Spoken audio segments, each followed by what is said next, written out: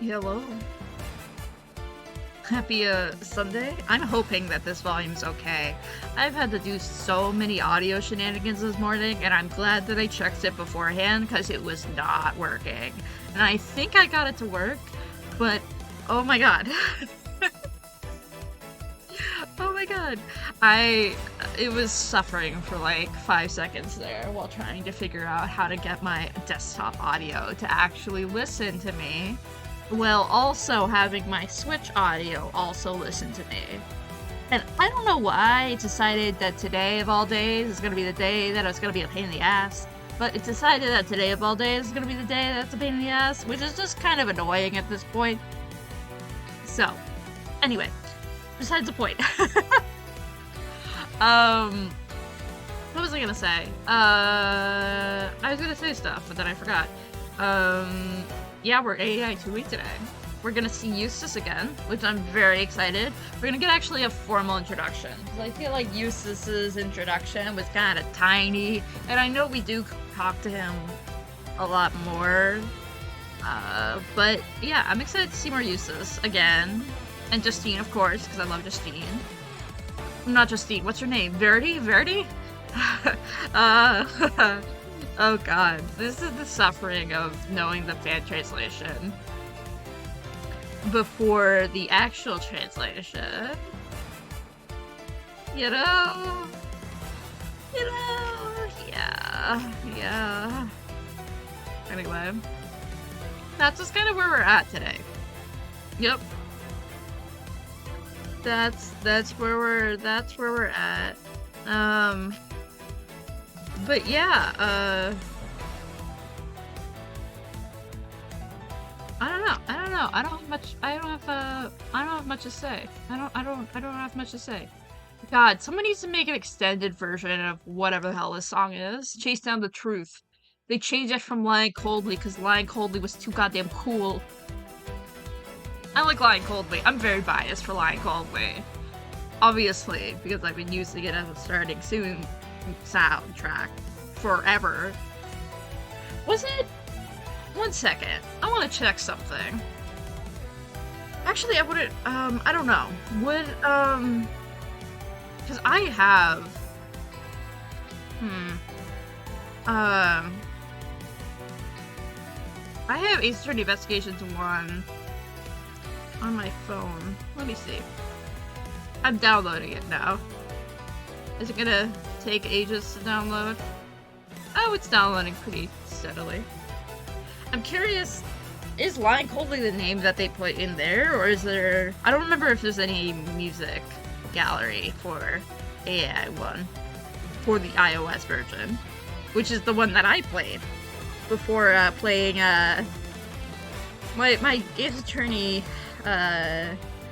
journey started with I watched RT play AA1 and AA2, and AA2 was the one that got me really hooked into the series, and I actually wanted to play more of it. And then after that, I didn't know what to do next, so I played Ace Attorney Investigations 1. Because it seemed cool, and at the time, I was a massive Miles Edgeworth enjoyer. I am no longer a Miles Edgeworth enjoyer. I am going to put that out there. I don't like him. But anyway, I used to like him. And then I played AA1. I thought it was fine. It's a fine game. I don't really have any preference towards it, but, and then after that, I played, Ace Attorney 3. I bought the trilogy just to play AA3, which is a bit silly now that I think about it, but like, you know, I kind of wanted to play Ace Attorney 3, so, and then that got me hooked again. And then I played Ace Attorney Investigations 2, which was freaking phenomenal, which we're playing now, but I played the fan translation. And then after that, I played Ace Attorney 4, and then I heard 5 and 6 were shit, so I waited to play that. I played the Great Ace Attorney 1, the Great Ace Attorney 2, and then after the Great Ace Attorney 2, took a little break, because I was the Great Ace Attorney 2 killed as one is after playing, you know, after playing, basically what I'm trying to say. Oh god, I'm sorry, I pulled up Ace Attorney Investigations 1 on my phone. The UI is so bad. Okay, yeah, episode select, oh yeah, they don't have jack shit in here. This is a horrible port. Okay, yeah, no, let's get that off my phone, thanks. I'm undownloading Miles Edgeworth from my phone again. It's weird thinking that now, out of all things, I have 2 copies of Ace Attorney Investigations 1. Like, that's weird. But anyway, and then I watched Lady vs. Right, and then I played AA5 and AA6, and then the DLC cases came way after that. So that was the Ace Attorney journey. So, it's really wild coming back to Ace Attorney Investigations 2 after so long. It's been like 2 years since I played those, because it was so early on in the career of AA playing. Alright, let's turn this off. I gotta play game. I'm getting really distracted. Which tends to happen. Alright. Please tell me this works. Please tell me this works. Okay, good. Good. Good. Okay, it's working. Good. So, I was not able to do my,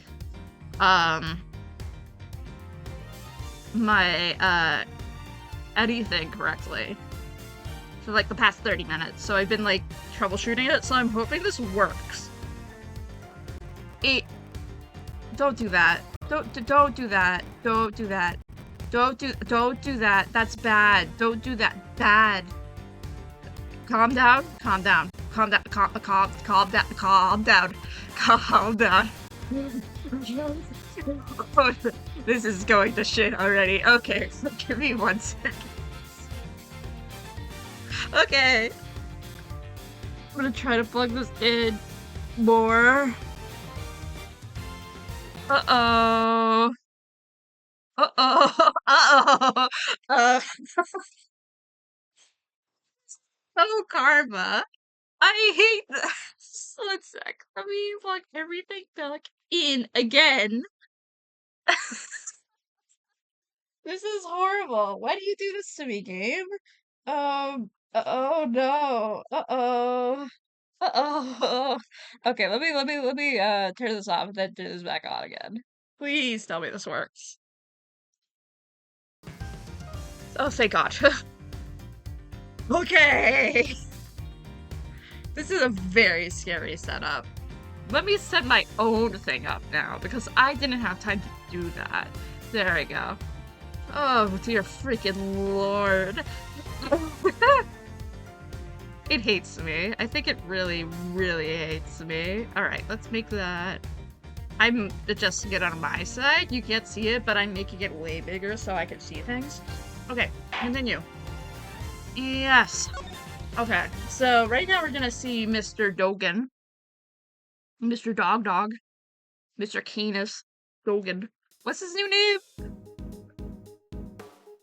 I freaking love this song. Oh, okay. Let's go pay him a visit. I suspect we'll find our dark canine friend there too. Yay! Hi, Raymond. Oh, what's your name? Defense attorney. Defense Feder. Feder. Eddie Fender. Oh, yes, that's it. Hi, guy. What's up? Yarr, I can't believe you found out about my bracelet. I was expecting you to show a little more remorse. Huh? Well, of course. I am very remorseful. Yes. Anyway, shouldn't you be, on your way to maximum security? Word of warning, but I suggest you be on your best behavior from now on. Of course. I won't be stepping out of line again. As if I needed a reminder from the likes of you. You might also consider using your best words, too, Mr. Sod. Great. Good. Great. Lovely. Hi, sir. Hey, you there. Is it true? Is what true? The broken bracelet thing. Because I want one too, you hear? You break the rules even now from behind bars. No, it ain't like that. I just want to hang out with the animals is all. It's not a crime to be an animal lover, you know, Mr. Edgeworth. It's true. Mr. Edgeworth, why are you such a Debbie Downer? Oh, look at the little horsey. They're so freaking cute. Anything else? Oh, we haven't investigated this. This looks like the way to the prison yard. English. Sadly, this shutter is locked tight. Reader awaits just on the other side. Stoic lock and key twixt mine eyes and nose. The outdoor breeze. Such a cool fate it is, indeed. The more I think about it, the more it eats at me. And whose thoughts are you attempting to channel exactly with that soliloquy? That's a really good rhyme. That was really good. That was really good. Really good lines. Really good lines. Oh my god, I want to talk to a cat. It's a cat. What a awesome kitty! Please, Kay, I'd appreciate it if you stick to using normal words. A little buddy like her, life in hers, and would it be so bad? No, what am I thinking? I can't get locked up for real. Perhaps I better give her a meow mint to get this cat speak out of her chest.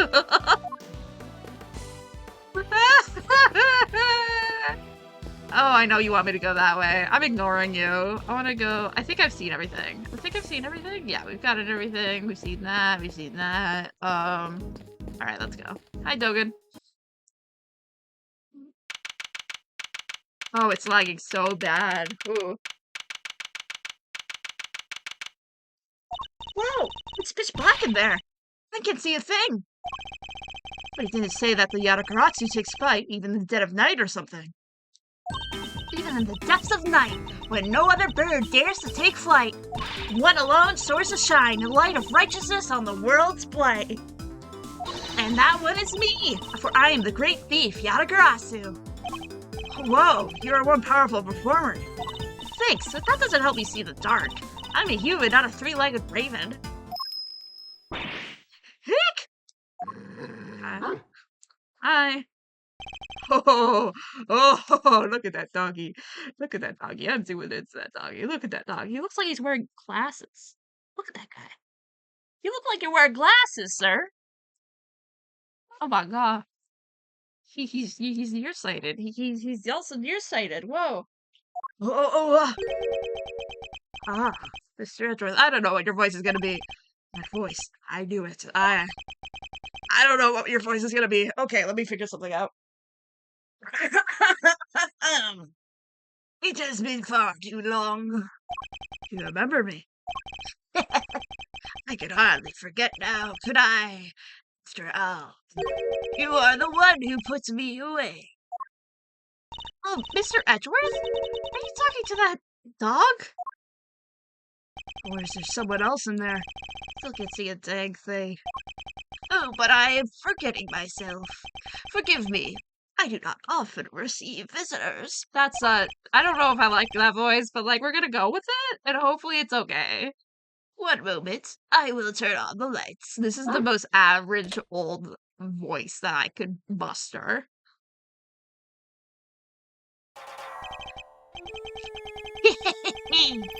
You are a heavy-footed lot. Am I right in thinking there are 3 of you in all? Very well. Perhaps we should start by introducing ourselves. I am Bodahimahara, Hanis. I'm glad that they had the dog pun. Hanis. Dog. As you may have gathered, Mr. Edgeworth and I are old acquaintances. Dennis was a notorious assassin. Some knew him as the Blind Butcher. His only weapons were vicious hunting hounds and a fearsomely sharp knife. His appearance was always announced by the sound of his bells, the last sound his victims would ever hear. Well, Mr. Edgeworth, might to guess why you have come to see me. You know why I'm here. In fact, I'm willing to bet you know every detail of this sordid little affair already. Then I suppose we have nothing to hide from one another. Oh. I forgot to show up the things that they added to the gallery. Fuck. Okay, whatever. They were like, oh, when I booted up AAI collections, they were like, you got some more things in the gallery because you did the thingy stuff. And so I looked at them before stream because I didn't realize there were audio problems at that time. And then I figured out there were audio problems, and then I worked on the audio problems. Anyway, God, his cranium is so veined. I don't remember if you could see how veined his cranium was in the previous version when it was a little bit more crunchy. Okay, you want to see my badge? Very well. You wish to water the flowers of the earth with the blood of your veins. What a noble request. I will gladly see to it for my family. I'll thank you not to ascribe such a morbid meaning to the proof of my profession. Oh, that's pretty deep.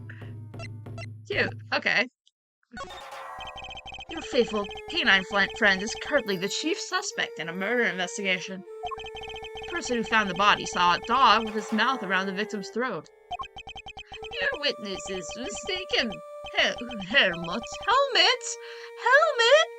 Oh, what a good boy! Oh, Helmet. That's a great name. I'm sure this wasn't there, but I think it's just funny that he named his dog Helmet. Helmet, because he's a dog killer. Or a killer, and he's a dog. That's the wording. Crazy. These are my eyes, nothing more. It is absurd to think that he would do such a thing. Isn't it, boy? Yes, it is. You're a good boy, aren't you? Helmet is more than a mere seeing eye dog, and he's certainly no good boy. He's also a trained killer. The weapon once used in this man's sordid trade. This witness of yours? He is trustworthy, I assume. Sod is anything but trustworthy. He's still very much a suspect himself. I hardly claim that his testimony is beyond reproach. No, then. I thought as much. Yes, I did, Helmet. Yes. Figures that he already knew who our witness is. What's your alibi, sir? What were you doing between 8 and 10 a.m. yesterday morning, Mr. Canis? During the show, you mean? I was here, ensconced in these humble surroundings. I have developed a passion for wood carving, you see. An obsession, even. I was engrossed in it all morning. Nice. And you have permission to engage in such a hobby? Can't believe someone would actually let you. Ooh, look how... Ooh, that chessboard is so crispy. Ooh. I like looking at these because it's clear that they put more detail in some places versus others, and those are the ones that you're supposed to look at, but like there's some other places that are just so undetailed. Like the bottom right that's under the card is like super undetailed, but like the chessboard is really detailed. Anyway, you have permission to engage in such a hobby. I can't believe someone would actually let you. The warden and I have an understanding. An understanding?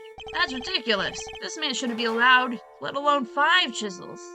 Allowed 1, let alone 5 chisels. Nothing but lethal weapons in his hands. I was carving Buddha's pieces at first, but by the 674th, my interest has begun to wane. Whoa, that must have taken forever. Time is all I have, child. In any case, my focus is now shifted to pieces, such as these. The chessboard. Oh, yay. I didn't know you played chess. You play too, do you not, prosecutor? Perhaps one day it might indulge me. Though you may find my game rather rudimentary. It only began after my arrival here, I'm afraid. What's that piece? Dog with 3 heads. It's Cerebus from the hit game Hades. Yeah, you can see how detailed the chess pieces are in the back of the background. That's crazy. That's crazy. Ah, yes, the dogs of war. The god of boy. You must forgive my little joke. 'cause I have played hit game God of War 4 for the PS4. Yes, I really like dogs as well as gods, because dogs backwards is gods. Miles Edgeworth, have you played a game called Ghost Trick? Sorry. Chess is, after all, a game of war. Soldiers, knights, castles, all doing their utmost to protect the king, all loyal to the last. I have always thought it strange that such a game has no place for a dog. After all, what more loyal weapon could an army call upon? Still, it's simply a piece I made for fun. Fear not, I play by the regular rules, and with regular pieces. I am sipping my water, Miles Edgeworth.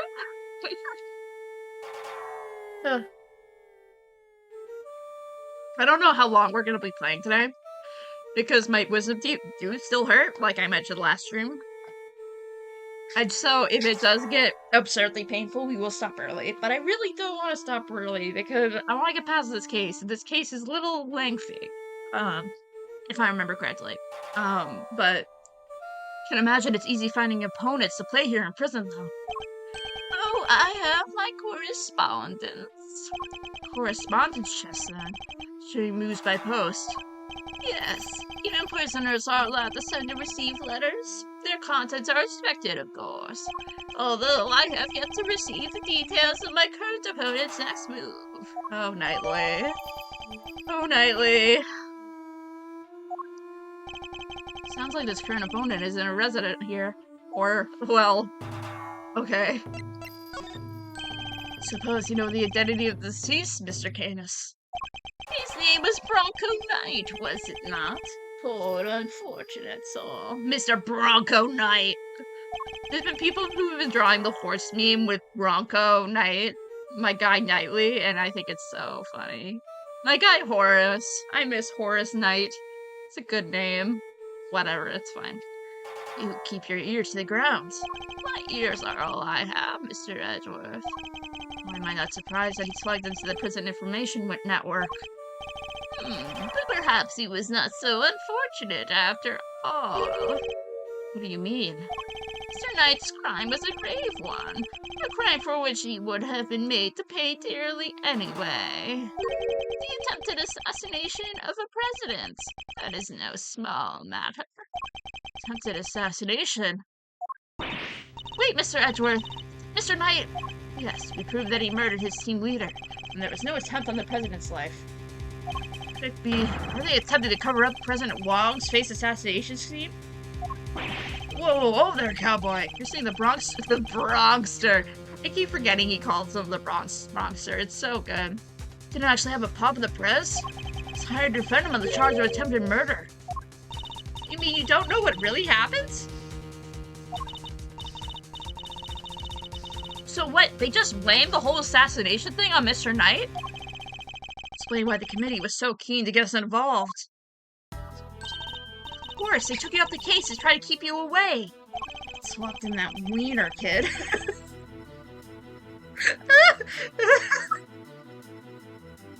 Don't do that to Seppi! What did Seppi do to you? That is so funny. That is so funny. That's so funny. Swapped in that wiener kid to push through an attempted murder charge. In other words, they're trying to cover up the truth. The wiener kid. So they really were trying to frame him. I'm just giving this guy a flowery voice, and that kind of feels weird, but like, whatever. If it works, it works. Huh? To the guards, this Knight, was it? They tell me he was violently insistent that he had attempted no assassination. Which would have come out anyway when the case went to trial. I am no expert in legal matters. Allow me to say this one thing. I know for certain that he would not have been the first inmate in prison on false prison pretenses. An uncomfortable fact. But a fact nonetheless. Yes, Helmut? Yes, it is. Yes. The courtroom is not always the bastion of truth. You believe it to be, Mr. Edgeworth? Oh, bastion of truth, huh? Heard something to that effect before. Yes, from a certain Interpol agent who doesn't have much faith in prosecutors. Jilong Lang! I miss him! Hi, Wing! Oh my god, he's in HD! Look at him! How do I voice you? I don't know how to voice you, man. It's been way too long. You're not twisting the truth behind those closed courtroom doors, too, are you? Fueled by that kind of thinking, is it any wonder that courts produce nothing but falsities and lies? Sorry, but the truth doesn't need the likes of you to distort it today. It's such a good voice. He's so fun. I miss him. I miss him. We're gonna see him today, I think, right? I think he comes in for like 5 seconds. Right? Yeah. That's exciting. I'm very excited. He's never able to fully dispel his mistrust of prosecutors. Even Helmut understands. Don't you, Helmut? Yes, you do. The truth revealed in court are your deductions. It isn't dangerous to trust either implicitly. But I am not bitter. You are not the first to make me a subject of unfounded suspicions in recent days. In fact, I was visited by another prosecutor only yesterday. He was accompanied by a judge. They even dragged the warden along, her escape from me lingering unspoken in the air. Those two again. Prosecutor Winner and Judge Gavelle. I kinda like Gertie's name, but it's weird not calling her Justine. They went all over my cell with a fine-tooth comb, but they left empty-handed.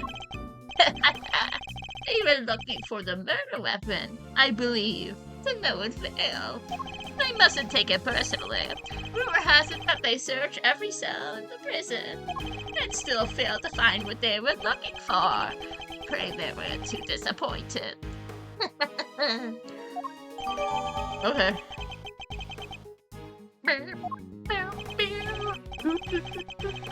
I like the song. Did you guys know I like the song and the soundtrack in this game? Very good. Well, that was more questions than an answer. What do we do now? Todd's testimony is flimsy at best. I'll need more proper evidence if I want to take Hannes on. Well, I think that's enough chit-chat for one day. God, he looks so detailed. Helmut will show you out. Good boy, Helmut. Go on now. He's not showing us out permanently, right? Let's get out of here. Come on.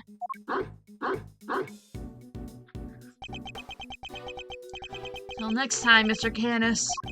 It does pain me that a brief time must end, just as we were becoming reacquainted. I await your return, Mr. Edgeworth. Well, I thought we were going to be spending more time in here. I guess I'm remembering wrong. Oh. Kay, you're so silly. Kay, you're such a silly Billy. I gather the evidence I need to bolster my case. Hey, Mr. Edgeworth! That's the best hiding spot you could find? It's alright, Kay. You come down now. Where's Fender? He ran off somewhere. I had no idea he could move that fast. Fender. So, what do we do now? You and I will continue the investigation, and I know just where to start. Solving that one particular mystery that's been dogging us.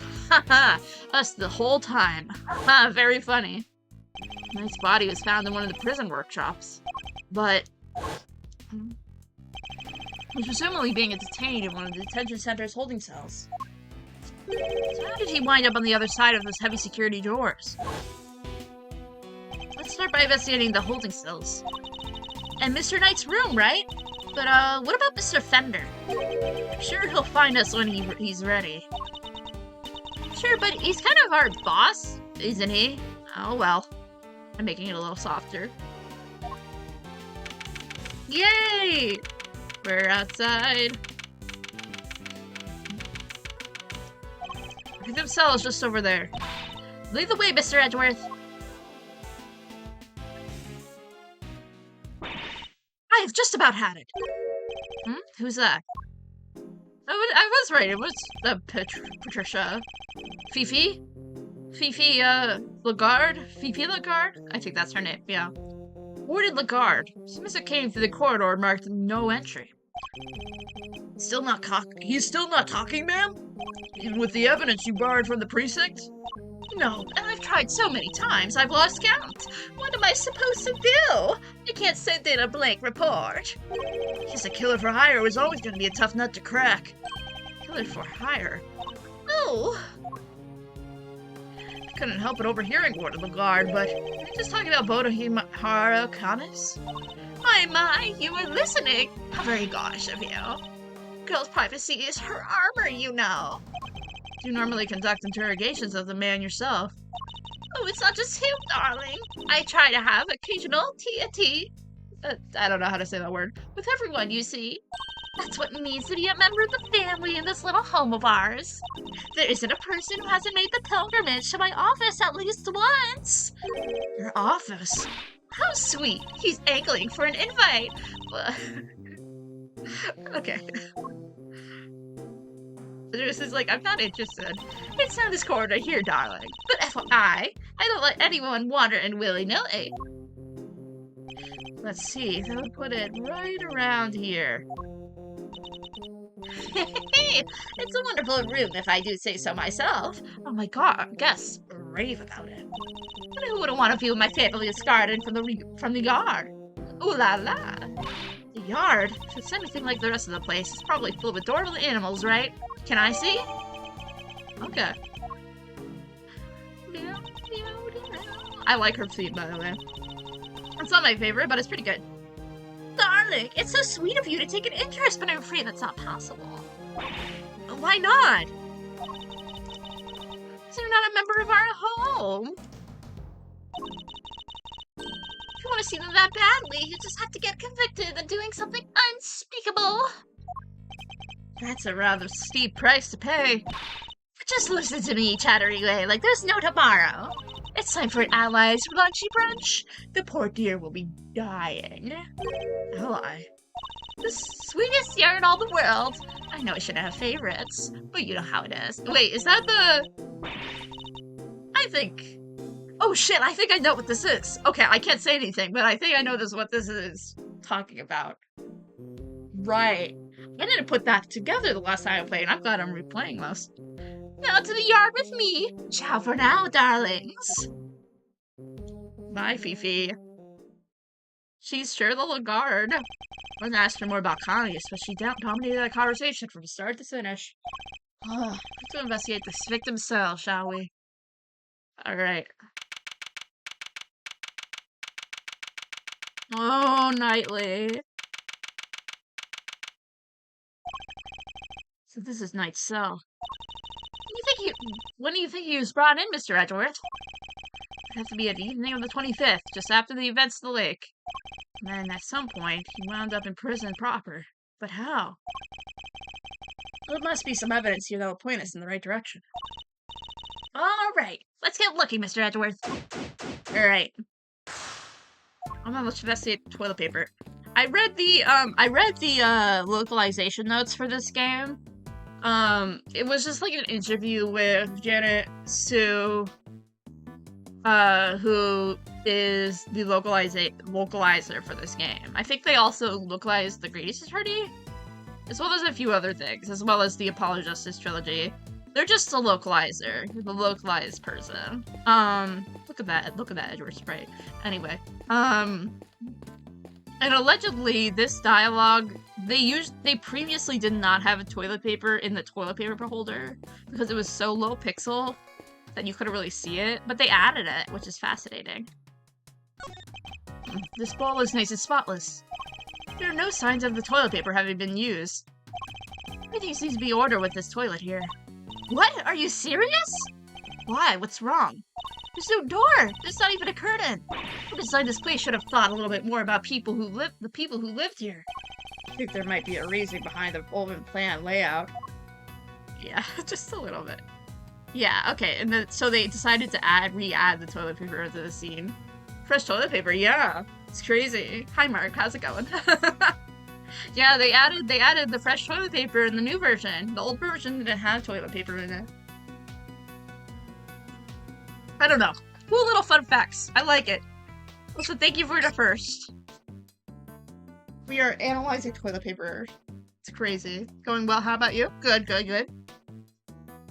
My teeth are hurting less than yesterday, which is huge. It still hurts a little bit, but it's not that bad. It's not as bad.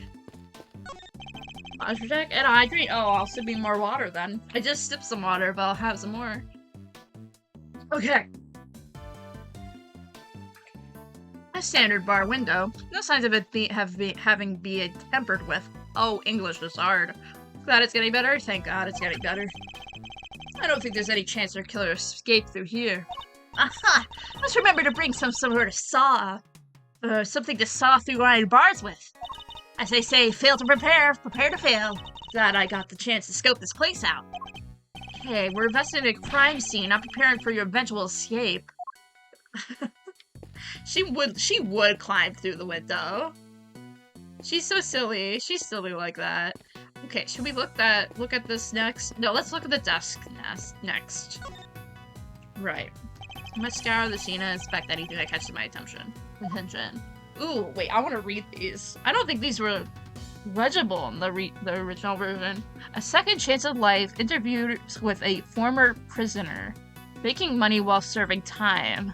You left tomorrow, an anthology. Understanding animal emotions, life as a pet stylist, 200 days to freedom, an escape story. And then the rest of them are just the same 200 days of freedom. Let me analyze those. Wow, that's a lot of books. Let's take a look. You left tomorrow, an anthology. Understanding animal emotions, life as a pet stylist. Maybe there was more to Mr. Knight than met the eye. Sadly, I don't think these were his. They are likely specifically selected and placed here for detainees. With hope they would want to better themselves during their time here. A second chance at life, interviews with a former prisoner. These books appear to have been written by the current model prisoners and former inmates. Oh, I like the look of this one. 200 Days of Freedom, an escape story. And this one too, making money while serving time. These facilities may have more deeply rooted problems than I thought. This facility may have more deeply rooted problems than I thought. That is the word. Okay. Hey, look at this word piece of paper. There's some sort of grid on it. Let's take a closer look. Right. Okay, wait, I want to look at... Do we have... the... Right. Right. 1, 2, 3, okay. Right, okay. Wait, okay, so wait, which one is the black dog piece? Black dog piece. Right, okay, 2... So it would be... here. And that's related to the dog piece. Eureka!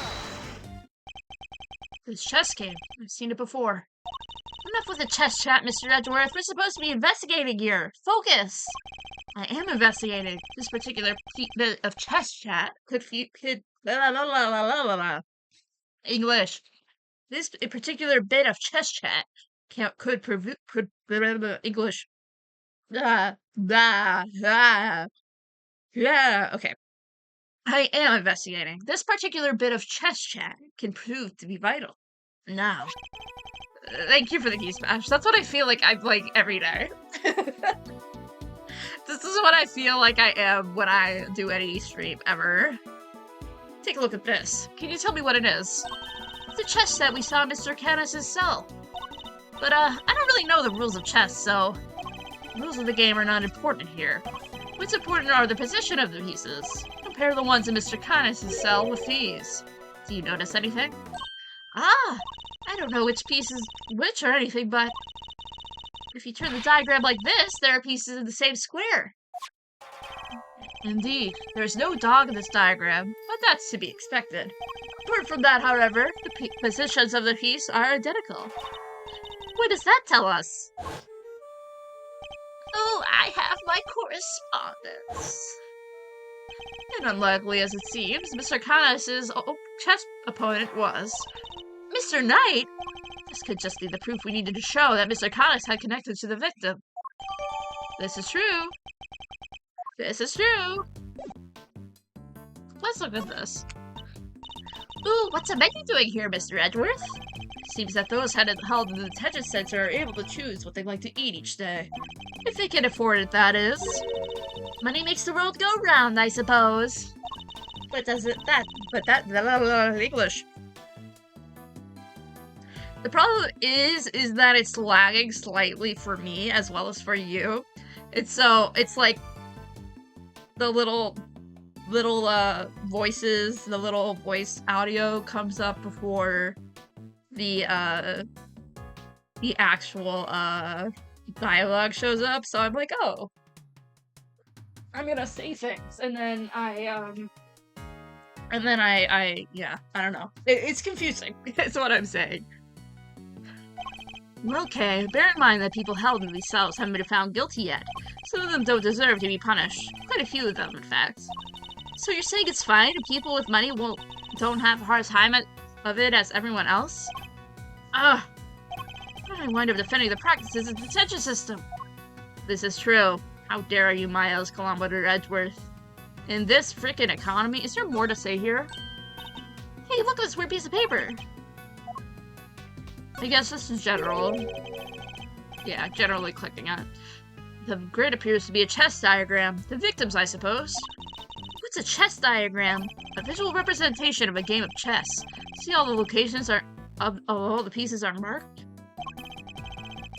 Seems to be a closely fought contest, but perhaps if the pawn were... No, wait. Not now, Mr. Edgeworth. This is no time for playing games. Yes, I suppose you're right. This isn't the first time I've seen this configuration of pieces. Oh, we already talked about this, but I'm just, like, ahead of the game. Perhaps it would be wise to take another look at the evidence of my... Okay, I've already done that. I've already done that, because I'm too cool for school. We've seen everything here, right? Yes, we have. Great. Great! Okay. What else? We should look there.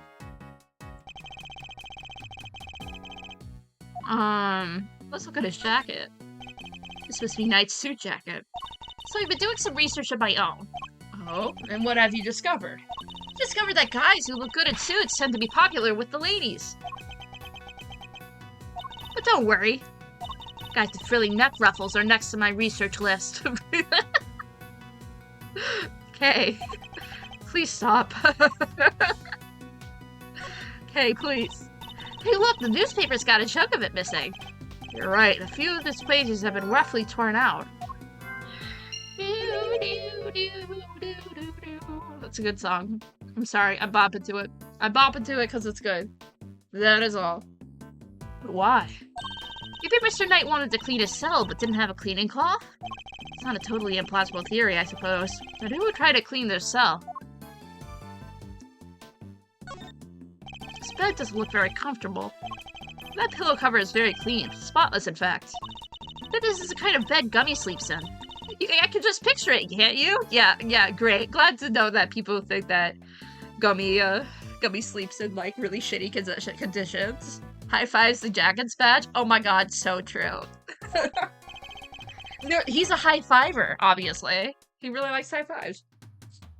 No, I sense he's more of a mattress on the floor type. Oh, shut up. Edgeworth, you're so mean. Don't be mean to Gummy. What did Gummy do to you? Alright, this is what we want to look at. There's something different about this spot here. This part of the floor is weirdly clean. Did someone wipe it down or something? Can we look under the bed? Why would somebody only do their part right next to the bed, though? Yeah, I think that might have to just wait.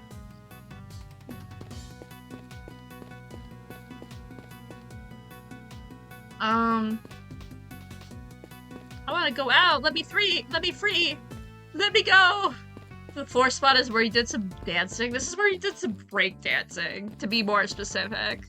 He was doing some sick moves. Talk to me, sir. Talk to me. Keep up the good work, officer. Sir! Yep, there's absolutely no need to keep an eye on us. Because we're two great thieves of justice. You're what now? You really need to penalize thieves on my account, Kay.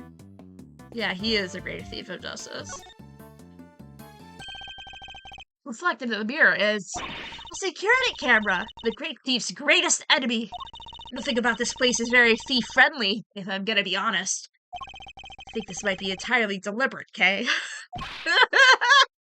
Guard?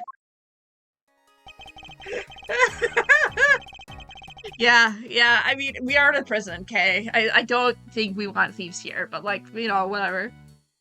I'd like you to retrieve the footage from the security camera and review it as carefully as you can. If you see anything out of the ordinary, inform me immediately. Yes, sir! Sweet. Anything else here? What else am I missing? I must be missing something. We've got it that, though. There's nothing here now. Logic? Oh. Yeah, that would be it. I know what it wants now. This part of the floors are wiped clean. Maybe he spilled some grape juice, or maybe he high-fived the floor because he really likes high-fiving things. What, but this place is made for thieves. Does that mean it should be thief-friendly? You know what? That is so true. This is a thief place, clearly. This is where the thieves are. Who knows? You can certainly imagine what he used to do with wiping. The torn out pieces of that newspaper. Why wouldn't he just ask the guard for a cloth or something, though? Perhaps he didn't want anyone to see what he was wiping up.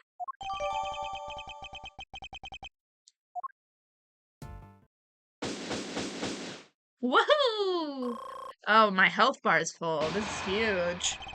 I think we've about exhausted this cell. The cell's exhausted. I think it needs to take a rest. Alright, let me save.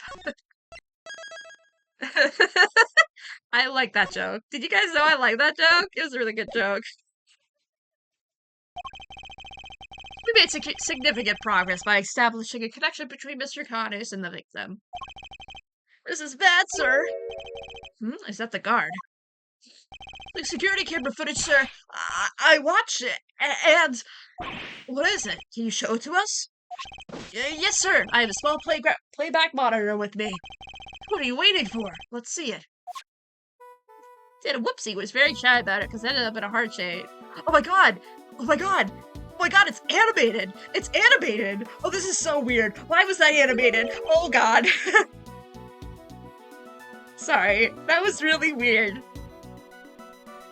What was it in the previous version? It wasn't animated in the previous version, right? It was definitely just like really bad frames, right? It was not animated. That scared me. Oh.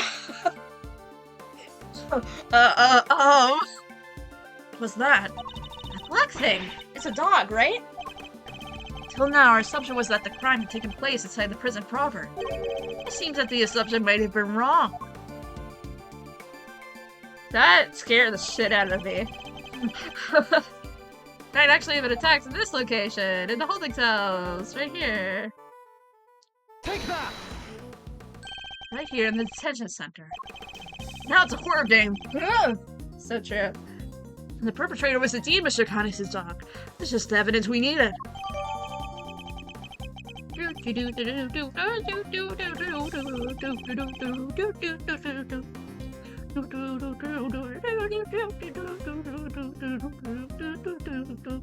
It's so good.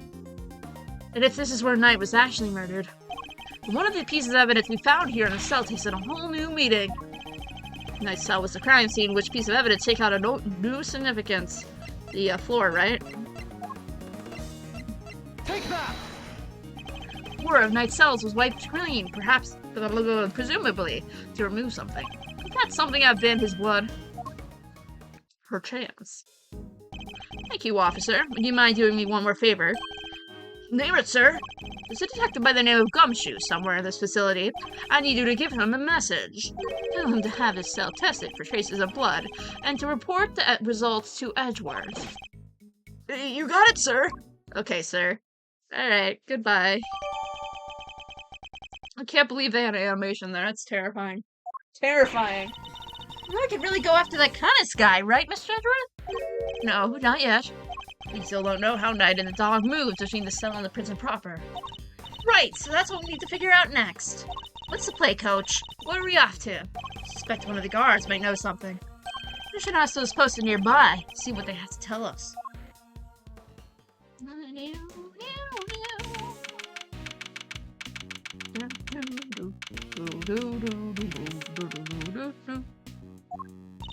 Okay, time to get asking.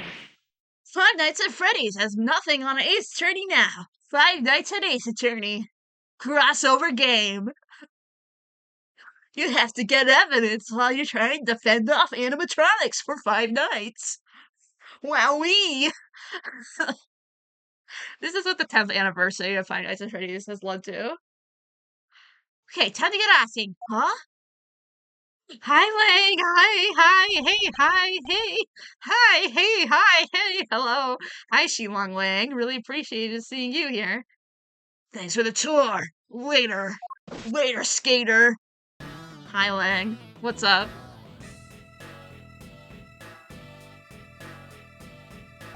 Well, well, Mr. Prosecutor and his little friend. I didn't expect to run into you here. Must be my lucky day. This is Agent Shilong Lang of Interpol. He was in charge of a case I worked on 2 weeks back. I thought he had gone home to Shangfa after that, but here he is. He had some business to take care of, I take it, Agent Lang. What's Anime Wolverine doing here? I don't know. He's just doing his little... He's doing his little business. Don't worry about it. He's just Anime Wolverine. It's casual. You could say that. Nothing need to concern you, though. Hee, first a black hound, now a wolf in all black. Hey, wait, why are you all alone today? That's true. He's usually accompanied by an army of police officers. I hear you were at it a couple days back, sticking your nose into things. He has the exact hairstyle, he really does. He's our favorite he's our furry. He's the furry in the Tiny universe. We love him, though. We love him so much. A couple days back? Ah, he means, isn't it with the president of Zhangfa? Actually, I thought you might be there as well, heading up security detail. Ha! Our president doesn't have much faith in the efficiency of his own country's police force. Maybe now he'll think twice about using contractors again. Amateurs. Agent Lang didn't have much faith in prosecutors or courts to do their jobs right. Which is why he's so meticulous about investigating with his hand-picked cream-of-the-crop officers. Indeed. No doubt things would have turned out differently if you and your men had been in charge. Yeah, stop flirting with each other, we know. My men, huh? Yeah, those guys aren't around anymore. What? They're not. It's funny, isn't it? I'm a real lone wolf now. Ow! Ha ha ha! What are you saying, Agent Lang? What on earth happened? I told you. It doesn't concern you. See you around, Mr. Prosecutor. Bye, Lang. We'll miss you. Bye, Lang. Oh, he seemed not okay.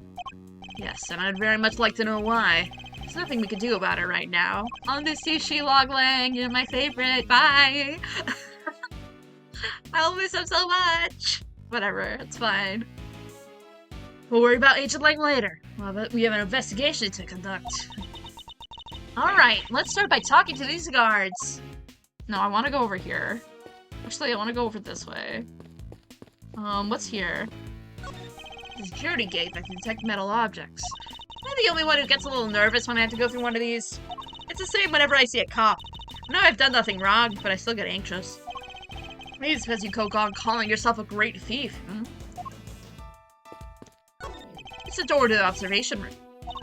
Observation? You mean, are they always watching us? It's the government and the birds.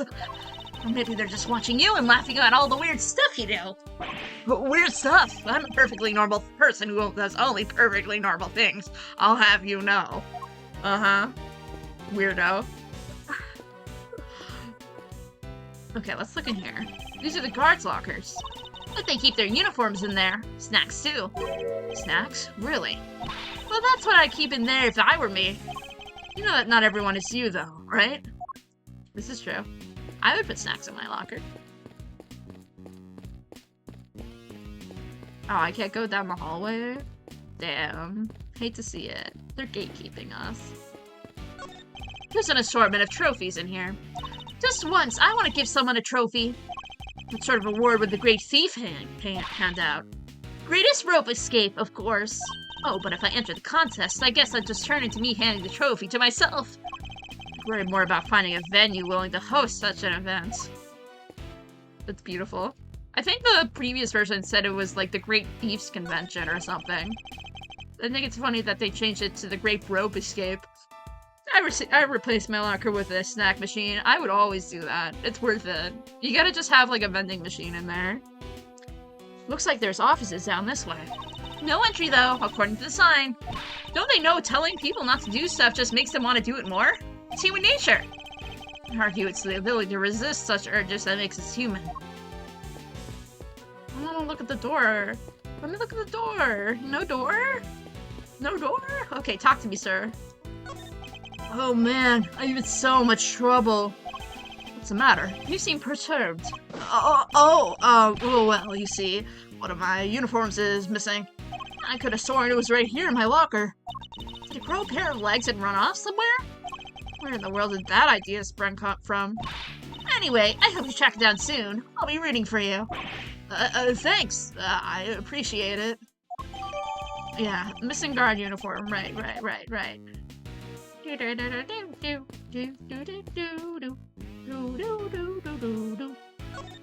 was wondering, have you seen an enormous black dog wandering around here recently?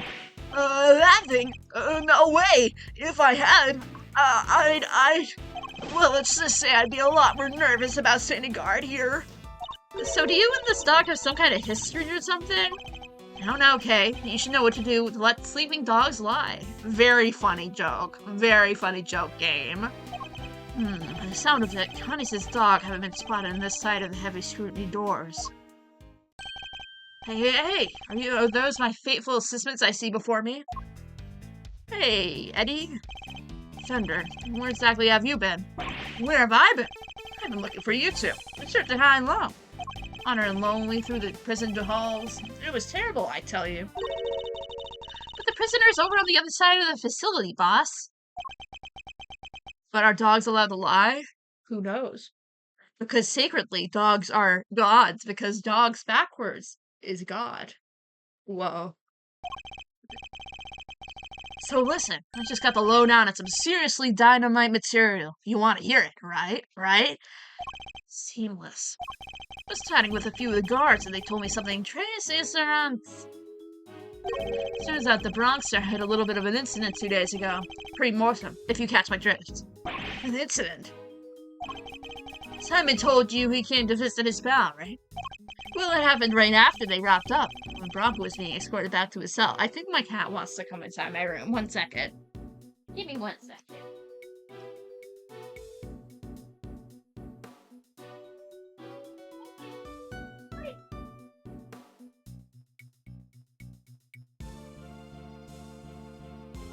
That was a lie. She's getting fed. That's why she's being so noisy. Okay, whatever. Dog treats backwards. Street gods. Wait, no. Okay, wait. A-E-R-T. Streets God. Street God. It's like, I don't think it means anything. But there's still God there, this is true. Well, it happened right after they wrapped up when Bronco was being escorted back to his cell. Oh, hi, Bronco. Just when guard, was handcuffed. Ops. They made it back and the guard was taking off his cuff when the Bronxer clobbered him. Knocked the poor guy out cold. Sounds like it must have been a prelude to a jailbreak. Some of the other guards showed up and couldn't find their comrades' keys. Were there any rumblings about knights attempting to escape? That's the bit that fries the old noggin. They were not. He just sat in his cell and then turned up dead. And what's more, he swore right to the end that he never stole the keys. He turned his cell inside out too, but no dice. Garden was struck. What did he have to say? Nothing. Poor guy was still out when they took him to the hospital. Where it is, he's still there. So there's nobody around to tell us what really happens. Oh. Fascinating. Fascinating. What the? It's you losers! Oh, that's all we need. Hi, Eustace. Is it Eustace time? It is Eustace time! Look at the little boy! He's so silly!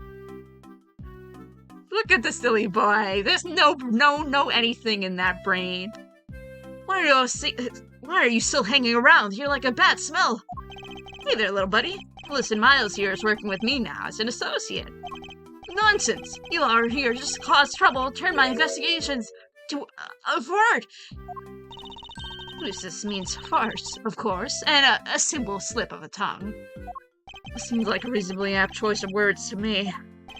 Judge Cavell, nice to see you again. I know who you are. You're Simon Sade's attorney.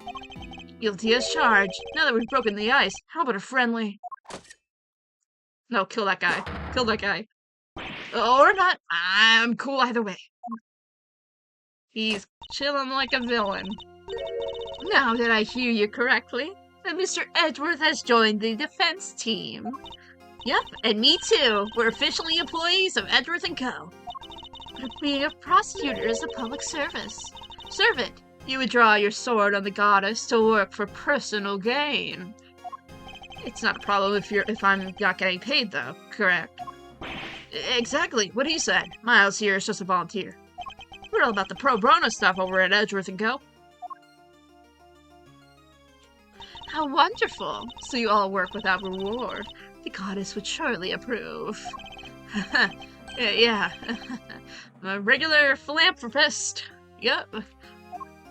Judge Cavell, I was hoping to ask about the grounds for Simon Sade's arrest. That information is on need. Is that a challenge, I hear? No, I was just asking, Judge Cavell.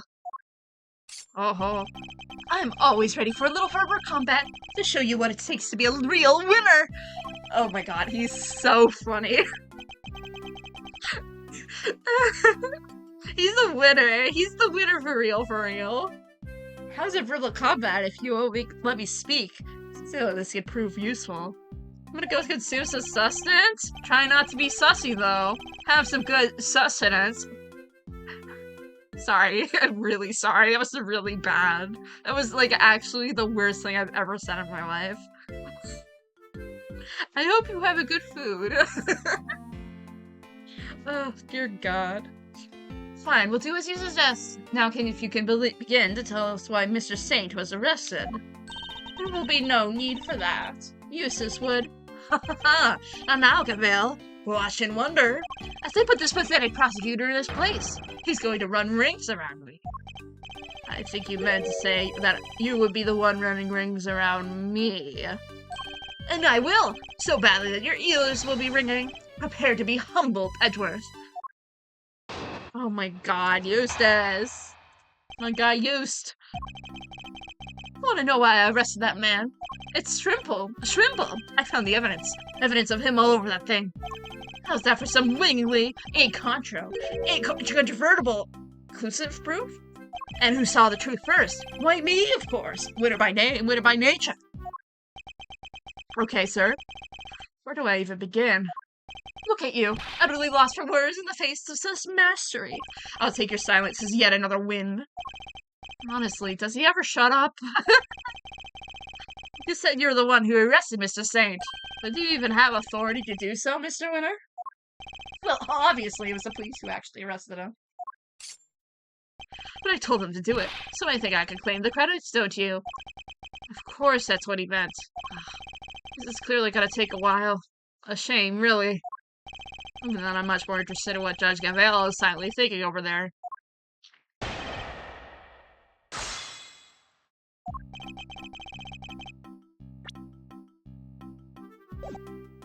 Hold it! I'm just checking, but you do know who it was. English. You do know who it was you arrested, correct? Eh? Is this some kind of joke? Of course I knew who I arrested. It was Simon Saint. Didn't know he remembers that much, at least. Oh, dear frickin' lord. First rate reasons. Oh, that's so funny. Rock solid, you say? I'm impressed. Hold on. I know what you're doing here. You're trying to butter me up.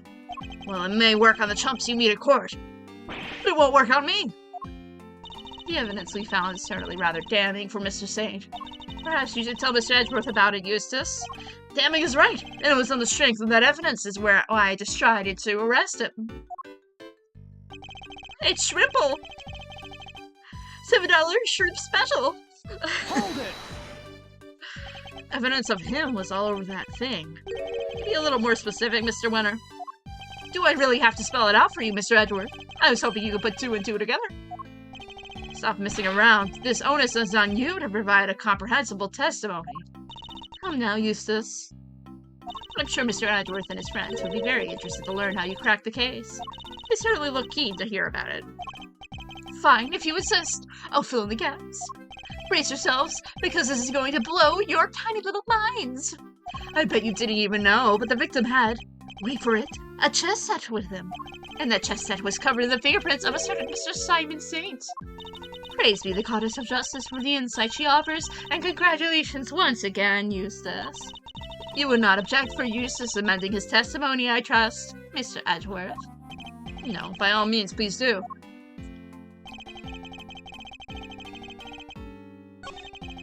I wanna press everything else first. Hold it! The only incontrovertible fact is that you don't know how to give a proper testimony. What are you talking about? It's not my fault if you can't keep up. Perhaps I could be so bold to offer some additional details. The only fingerprints found at the scene belong to the guards, the prisoners, the victims, and Mr. Saint. I think you'll agree that Mr. Saint was the only prince that had no business being here. Yes, exactly. Now do you get it, Edgeworth? I do, but I'm not so sure about you.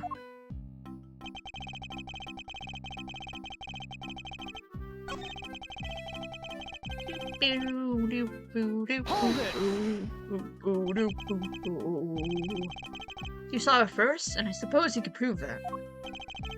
I made the connection the moment I saw the crime scene. It was lightning fast deductive leap. What more evidence do you need? Well, you haven't given me any evidence at all so far, so... Yeah, that's a really good laugh. You still don't get it, do you? Well, don't worry. We can't be all born winners. Shut up. Shut up. Shut up. Shut up. Oh. I'm not even sure what I want to... even English. I'm not sure I even want to get whatever that he's talking about. A winner's education awarded. Oh, Jesus. I'm saving. 1 second. I want to see what that is. Let's save. I want to go back to title. I want to see what that achievement was. I want to see what that achievement is so badly.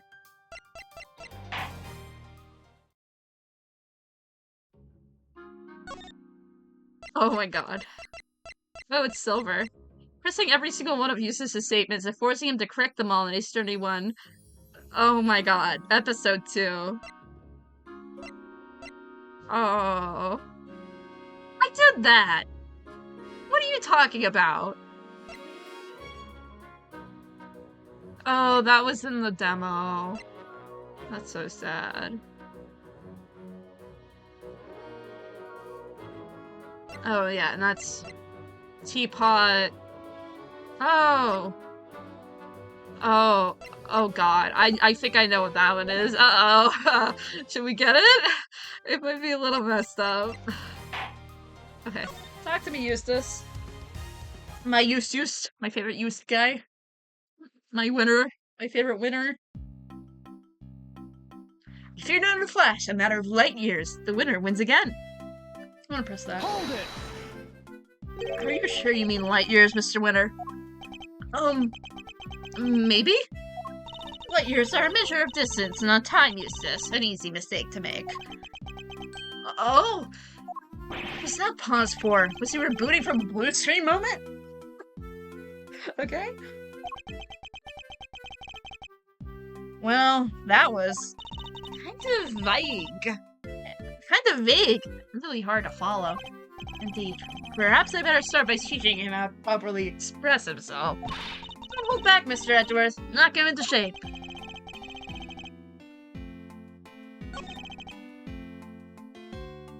Hold it! But you weren't the one who actually found this prince, were you? Of course not. I'm a prosecutor. I leave the dirty works to forensics. Fingerprints are certainly a problem, but then that chess set was... Take another look at the evidence. Okay.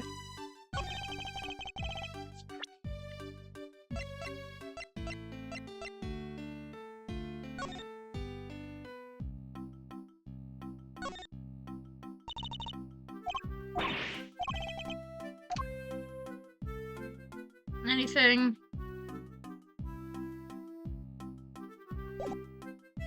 I'll just present them. Objection! It's definitely that one, so... So the fingerprints on the chess set are ace up your sleeve? The what up my what? Oh, yes, the chess set up the ace's sleeve. That's right, Edgeworth. I've got the winning hands, as usual. Only your winning hands is a busted flush. For you see, it was Simon Sage who brought that chess set to the victim in the first place.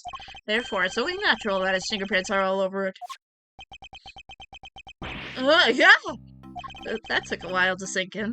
In conclusion, those fingerprints are proof of anything, and Mr. Saint's arrest was premature. Premature? The incident took place here within the walls of this facility. Being neither a guard nor a prisoner, it makes very little sense to not suspect Mr. Saint. Oh! Now what? I think you might be premature one here now, Mr. Edgeworth. And to think you were the one accusing me of being hasty. Can you only just work out what the word means? Sure, I identified Mr. Saint as a suspect faster than pretty much everyone else, and I won the race when it comes to picking up crucial evidence, too. I'm quick in the draw, you see.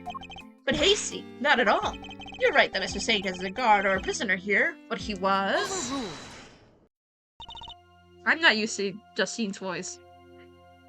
Overruled is what it's supposed to sound like. It's supposed to be overruled, you know, like very... But overruled is, I don't know. I'm not feeling it. Eustace. Just Gaville. But out Gaville. I have him right where I want him. Forgive me, Eustace, but if I may. Well, the particulars of the suspect are indeed fascinating. Don't we have something a little more impressive to share with the prosecutor? Something more impressive? If you wouldn't mind, Mr. Edgeworth. Eustace made an ingenious deduction concerning the murder weapon. Perhaps you would like to hear it. Yes, of course. That. Well remembered, Gaville. Listen to this, Edgeworth. Prepare to be amazed. Objection! Let this ingenious deduction explain why Mr. Saint was arrested. I'm sipping the water. Let's just say he won't be disappointed. Judge Gaville deliberately diverted the conversation away from my line of questioning. What exactly is she up to? Sipping some water, like I just did right then. Oh, okay. Whereabouts of the murder weapon? Fact 1. The murder weapon was some sort of metal blade. Fact 2. Potentially deadly blades are strictly controlled within the prison walls, as we both know. From these two facts, I concluded the weapon in question must have come from the outside. Must have been hidden inside of the chest set. That's what I think, anyway. And since the only prints we found in the chest set belonged to the victim and the suspect, I'd say it's plainly obvious who brought the weapon in and used it, wouldn't you? Nothing else. His testimony this time is a little more comprehensible than the last. Another winning deduction, brought to you by the one only Winner Eustace, prosecutor extraordinaire. Stop. We're like, one winner, useless prosecutor extraordinaire.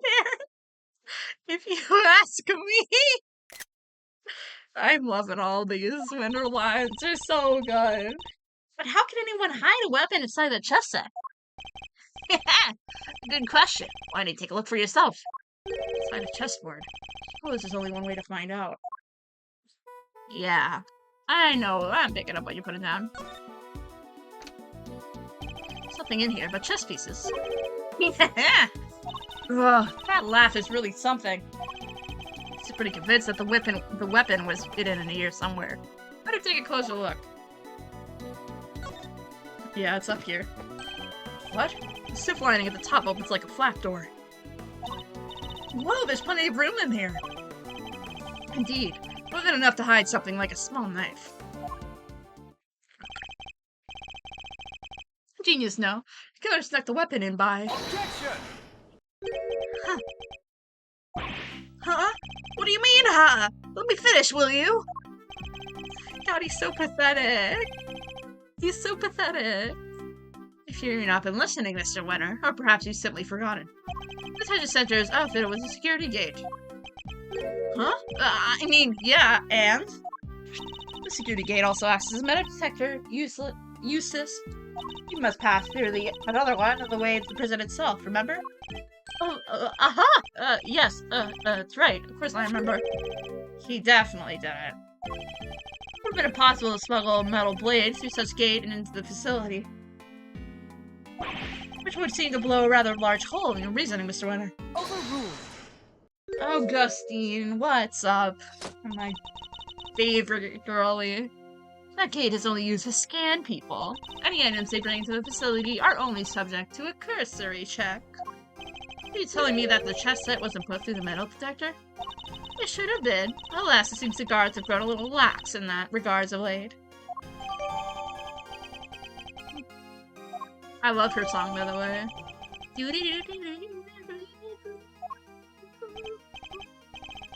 It's very good. Very good. Thank you, Gabrielle. It was my pleasure. Now, Mr. Edgeworth, if you would be so kind to begin your cross-examination. Cross-examination? It's like she's holding a trial. Well, no matter. Let's see how well this ingenious deduction of Mr. Winner's holds up, shall we? We're pressing everything. I love Winner. I love me some Eustace.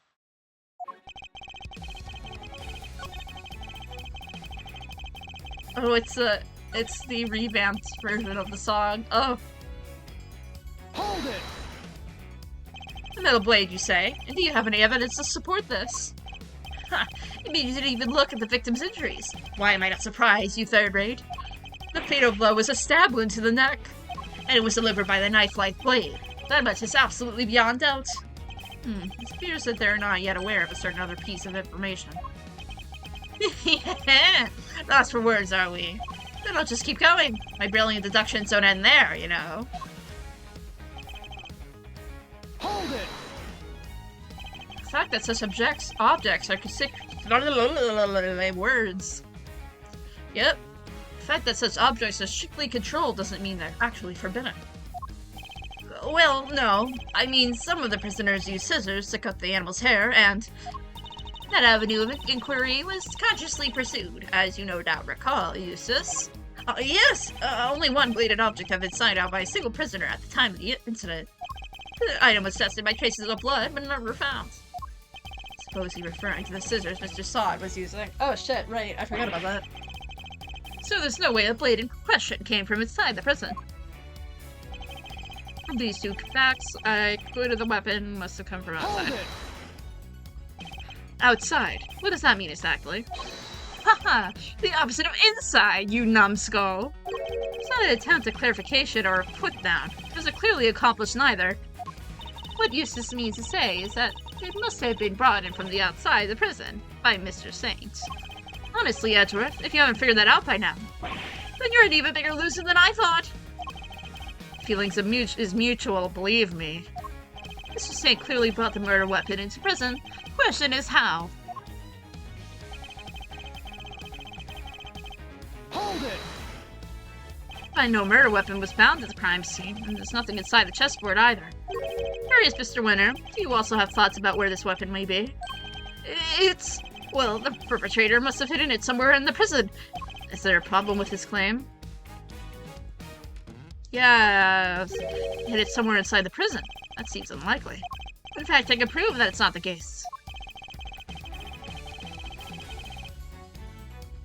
I didn't think this through. I can't save. Uh-oh.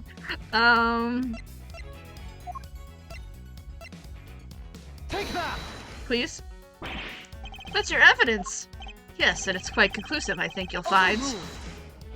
Ignore him, Eustace. His evidence conclusively proves nothing. Oh, right. I knew that. That was a bad call, Miles. Alright then, where's this proof of yours? I have something that proves there is no murder weapon inside the prison. Should be all the proof you need, Mr. Winner. Oh, dear frickin' lord. Okay, is it hiding somewhere inside the prison? Okay.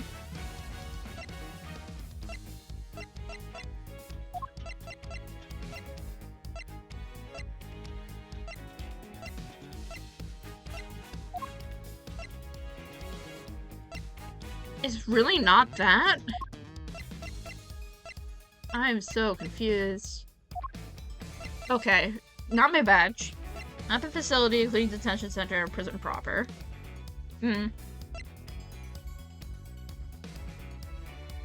This? Take that! No.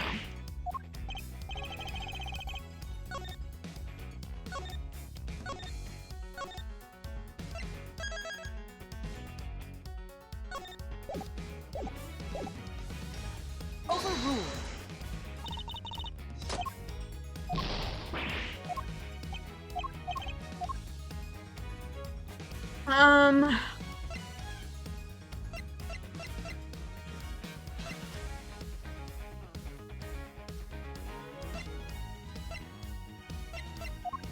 Oh, isn't that he said that there was Take that! not in the prison?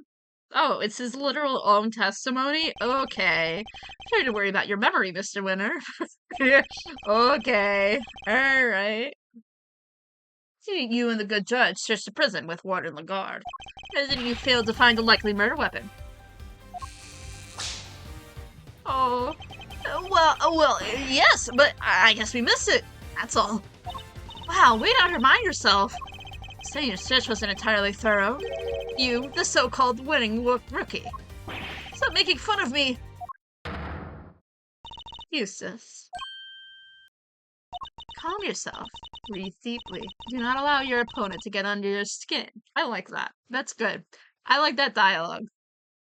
Because Eustace is so... He tries to, like, push towards something, and then when he gets really emotional, he's a very emotional individual. But Jessie and Verity, whatever her name is now, is such a calming, grounding type person. You're right. I'm winner! Why should I let a third-rate loser like Ed Worthless get under my skin? Stop! That's not even funny anymore! Isn't that the line that says that is I am the best. Why should I let a third-rate prosecutor or a third-rate prosecutor like you is miles behind you because he uses Miles instead of Edgeworth. This isn't even as good. I don't like that translation, but whatever. I digress. I think you'd leave my name out of this. Well, I'm Kay Faraday, and I'm A-OK. Stop. Ah, you too. Please. Look, it's simple. This is my first raid investigation to turn up any weapon. It means there wasn't one to find, which leaves only one possibility. The murderer took the weapon with him when he left the prison. That's why we couldn't find it when we looked, obviously. Objection! What you're proposing is impossible. This proves why the culprit couldn't possibly have taken the weapon out of the prison with them. I don't know.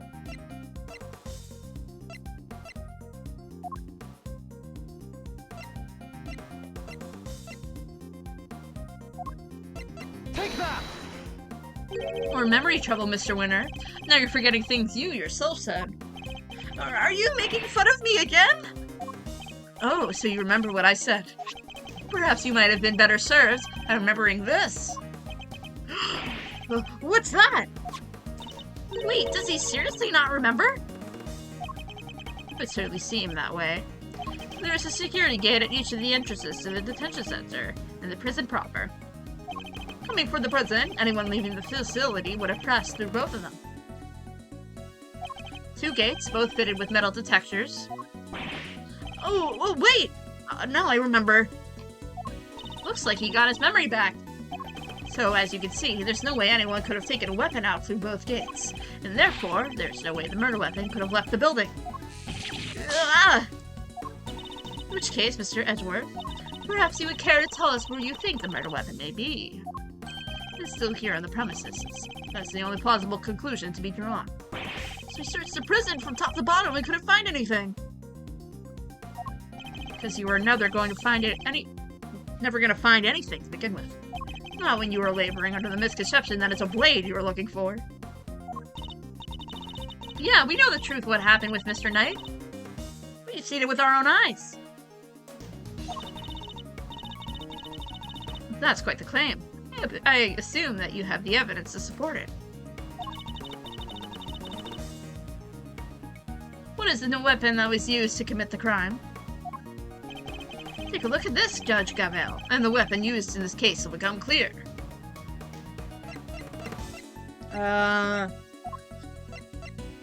It's the anvil, right?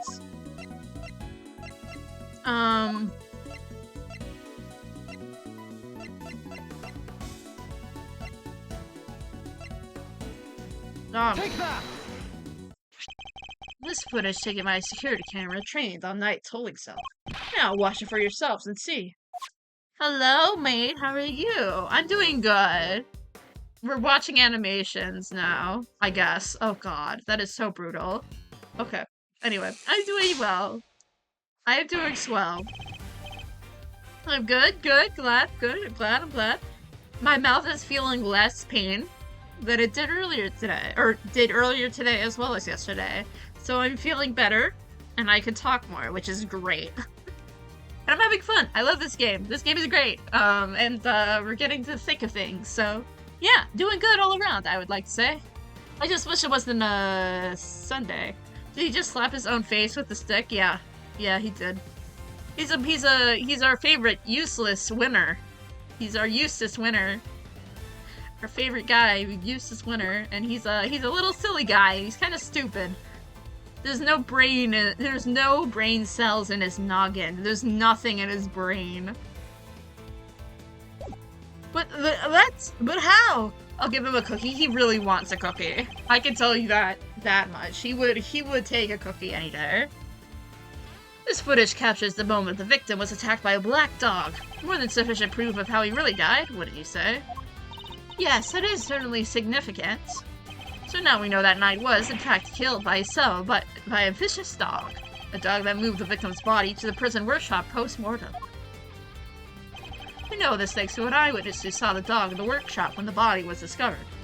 Of course, I think we could all agree that there's no way the dog could have planned such a crime itself. Indeed, I fear it may be his handiwork after all. Overruled. Doggy. That's quite enough of that, Mr. Edgeworth. Judge Gavel, you are correct English. You are correct that this footage is an important piece of evidence. It's a melting doggy, yeah. It's a good guy. His name is Helmet. His name is Helmet, like Helmut. Like Helmut. Yeah. His name is Helmet. I'm very happy that he has a name. I don't remember what his old name was. What was his old name in the previous version? Let me go to Ace Attorney Wiki. Ace Attorney Wiki. Helmet. Yeah, okay. Helmet,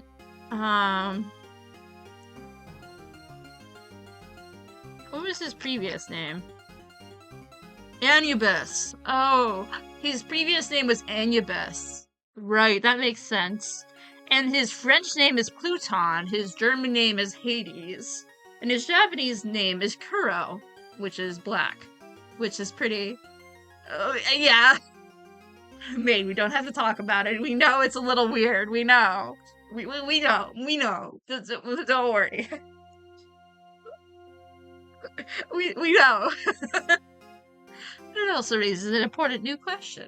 A question that I suspect you have also been asking yourself. She's right. There's not complaining. Okay. There's only one major problem with my version of events.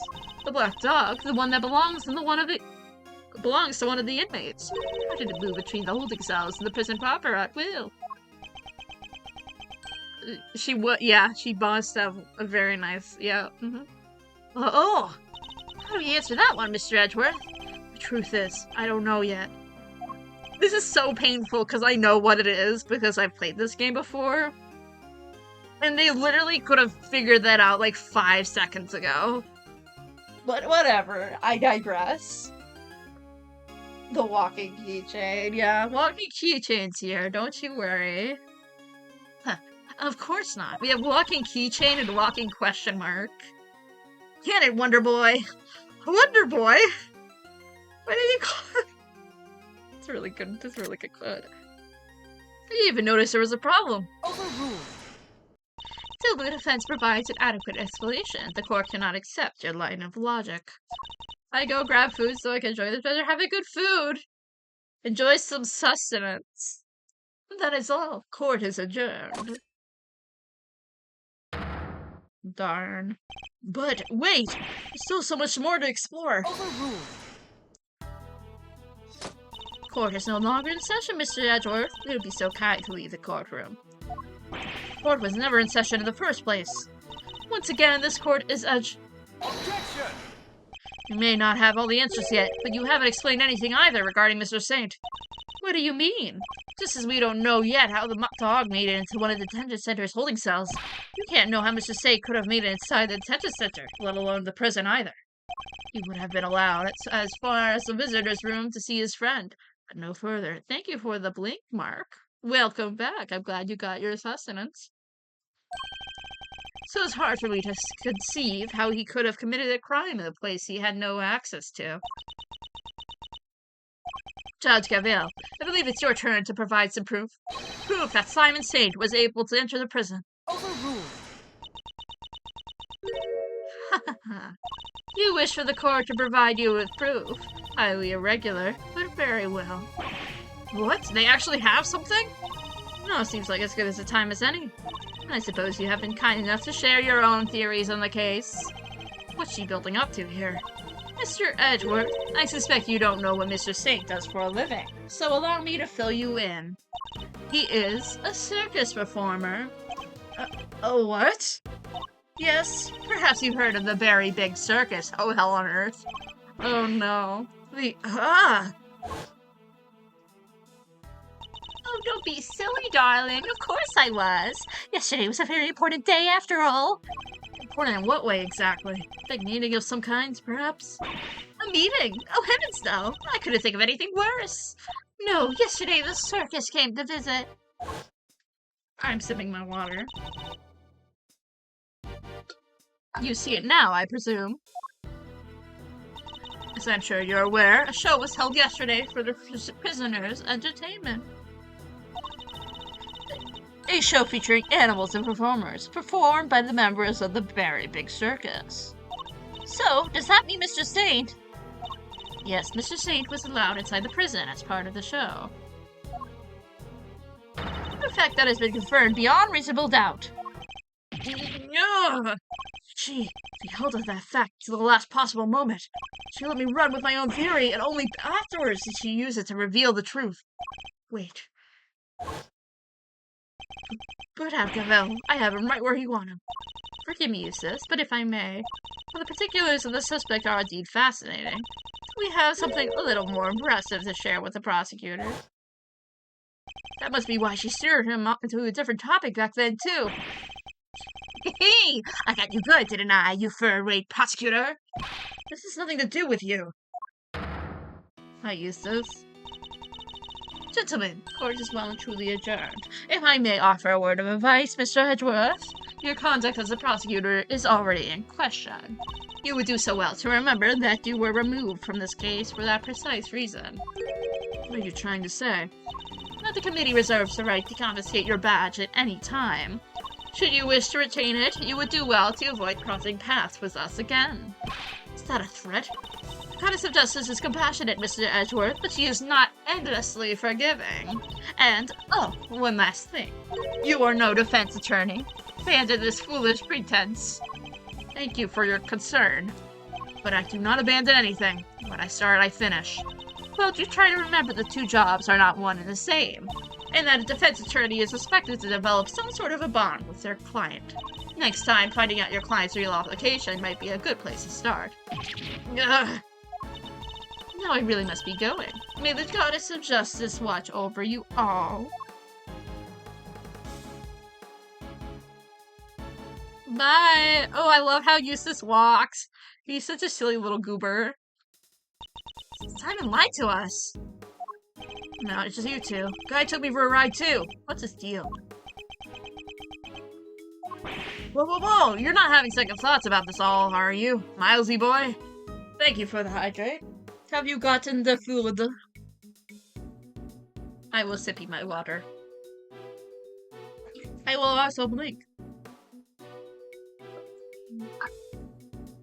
Sure, Judge Gavale is a tough cookie, but that doesn't mean you can just give up the ghost.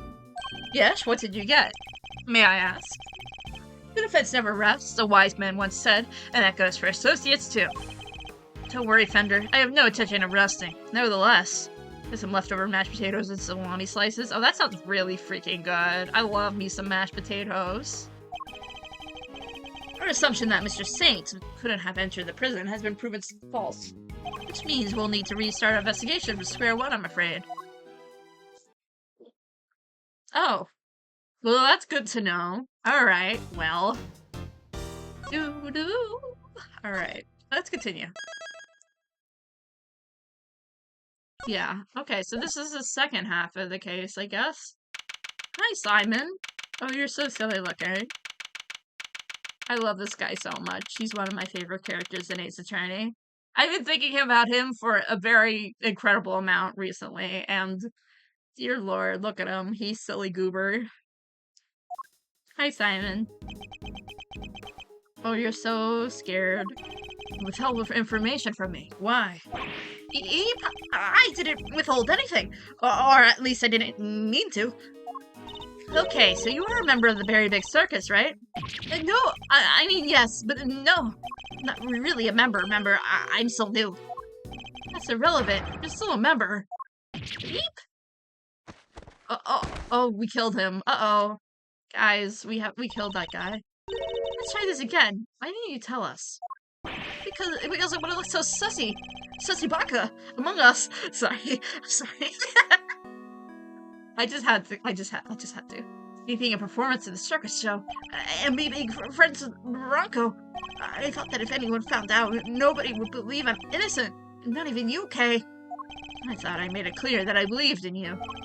But when you stare at me like that, I get so terrified. I murder. Yay, murder! Woohoo! Yippee! You're a real smooth operator, aren't you, Miles? Any other client-scaring tips you want to share? You're really not helping, Fender. At this rate, it sounds like we really need to question him about everything all over again. So, what do you do at the circus, Simon? I'm an animal tamer. Kind of. I'm still learning the ropes. That's so cool! Do you get to train lions and tigers and bears and stuff? Lions? Tigers? Bears? Oh my! No. I work with this little guy. Looks pretty tamed already to me. So you're not exactly a tamer, more like one of those old-timey organ grinders. Oh no, money! I'm trying to— Oh, you little scamp! He's freaking ratatouilleing it up. He's ratatouilleing it up. He looked at Remy and was like, I want to be like that guy. Someone tells me it's the organ grinders being monkeyed around. You want to see my badge? What? No, I can't. I couldn't. There's no way I could be a prosecutor. Take that thing away from me, please. I wasn't going to give it to you anyway. So what? You're gonna arrest me? Take me to court? No objection? I knew it. Rule, Mr. Saint. Now please calm yourself. Fascinating. So about the Very Big Circus. When we spoke to you before, you said you worked at a company. I was telling the truth. The circus really isn't a company. We have titles and everything. The ringmaster's the CEO, and I guess you call me a gopher. I even have a line manager. She's the head of the animal taming department. It's part of the showbiz division. She's such an inspiration. There isn't a creature in the world she could have convinced to do her bidding. Even Miles here. I'd like to see someone whip him into shape. I'm not some kind of creature, Fender. So this line manager, was she working with you on the show? Yes, it was just us two. It wasn't that big of a job compared to what we normally do. She's usually the one performing on stage. I just do all the monkey work. But did have a big part this time. It's only 2 members of the circus are relevant to this case. Alright, talk me through your movements here at the facility. Sure. I came to see Bronco at around noon 2 days ago. And that was when you brought him to the chess set? Yes. And that same evening, I started work on setting up the stage in the yard. Oh, look at him! He's real serene. He's using his whole force to get that thing moving. It was so hard. I had to hold everything in myself over multiple trips. That's a lot of stuff. And also incredibly suspicious. They let us use one of the rooms in the prison for storage. Workshop A, I think. Workshop A, where Knight's body was found. You mean your boss didn't help you? Oh no! I could never ask him to show up all that stuff around. Like I said, the monkey work's my job. Once we were all set up, we did a run-through, and it must have been, midnight by the time I left. The next morning, I was back and ready for the show, which started at 8 a.m. and we performed until 10. So Mr. Saint was the only one of the pair to have entered the room where the body was found. Knight's body was found immediately after the show had ended. Do you have any idea why you were arrested? Why so quickly? I've never seen a guy get booked so fast. Certainly even Little Winner. Little Winner! Little Winner! My God, Little Winner. My little feller, Little Winner. Wanna just pull somebody in on a hunch? Never underestimate the power of underdeveloped intellect, bro! Don't do that to him! What's it used to say to you? Bro! I think I might know why. When I was moving all this stuff, I went to go see how he was doing. Bronco, I mean, my guy, Force Knight. You hadn't told holding cells on your own. Tell me you had permission. No, it wasn't a formal visit or anything. I just sort of snuck over and hoped no one stopped me. But you just see him earlier that same day. Why take the risk? I noticed as we were kids. Both of us were all alone. He doesn't have any family, you see. Just like me. I know he'd be feeling lonely. And so that he wanted someone to talk to. So I had to go see him. Wow, this is so... The Minnesota Drawers, which is Horace and Simon's ship, are real. They're having a great time over here. You don't have any family. For a while I had my dad, but he passed away when I was a little kid. I was his father as a child. I know that pain all too well. Oh, I know what they're talking about.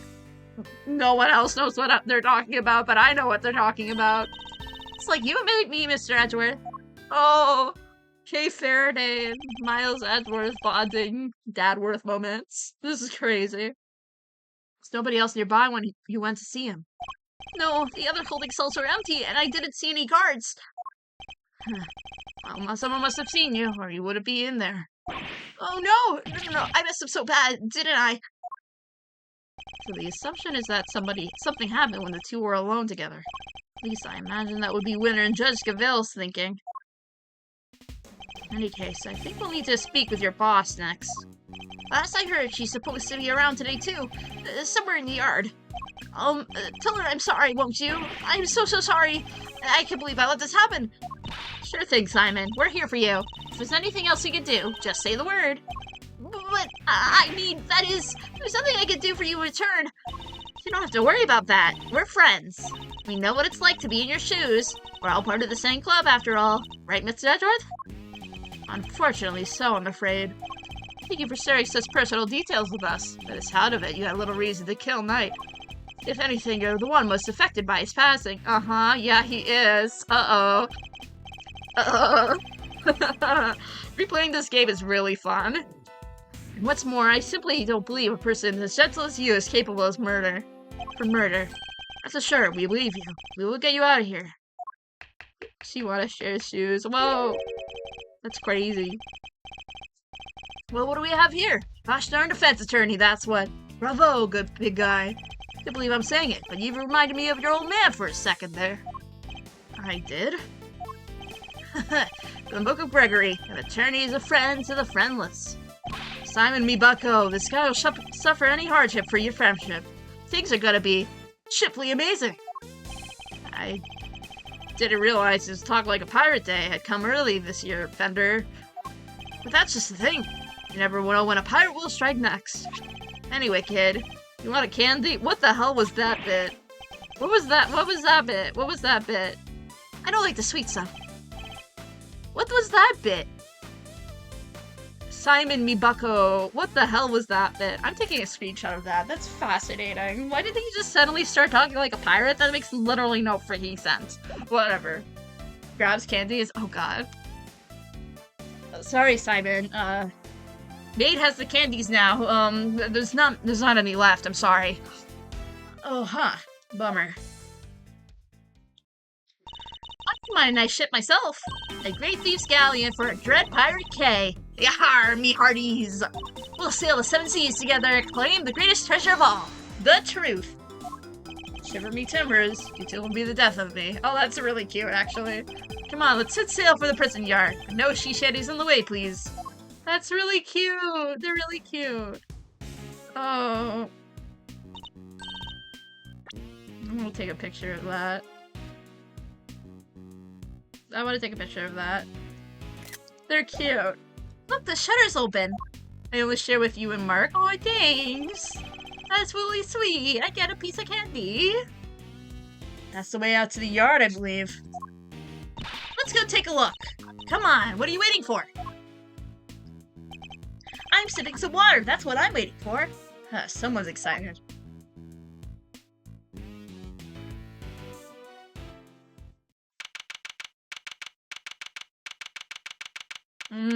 Okay, we're finally outside. Right. So this is the famous yard. Circus performance was taking place here just before the body was discovered. Check it out! It's like the backdrop to some epic festival.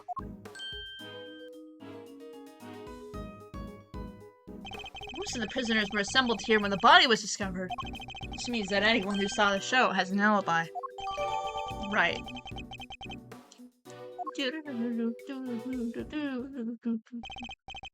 Alright, time to take a look around. Eek! Hey! Okay. Stop hitting her! Okay, this is a good gift. I'll take a video of that. Let's take that. Stop hitting me! Help, Mr. Edgeworth! Cease! Desist, you beast! Somebody, ouch, help me! Stay, Azia, stay! Who's that? Hi, Regina. It's been a very long time. Oh, you found a new friend to play with! Good for you, girl. Play with? Your elephant nearly ate me. No way, she'd never do a thing like that. Azia doesn't bite, at least not very often. So she does have a taste for human flesh. How do you like meeting a real-life elephant up close? Aren't you glad you did? Yeah, I'm glad I didn't die.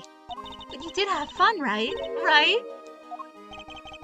There, sweetie, don't cry. She had a wonderful time, didn't you, Kay? Don't mislead the poor girl, Fender. She did? Oh, I'm so happy! Here, let me make it up to you. How about a hook? Keep your trunk to yourself. Aw, new friends! Isn't this the best day ever? I am Associate Defense Attorney Miles Edgeworth. Oh my gosh, I'm so sorry! I haven't even introduced myself! I'm Regina. I'm so nice to meet you. I keep forgetting that. Was Miles here for a very big circus case? No, he wasn't. So he doesn't even know Regina. That's so wild to me.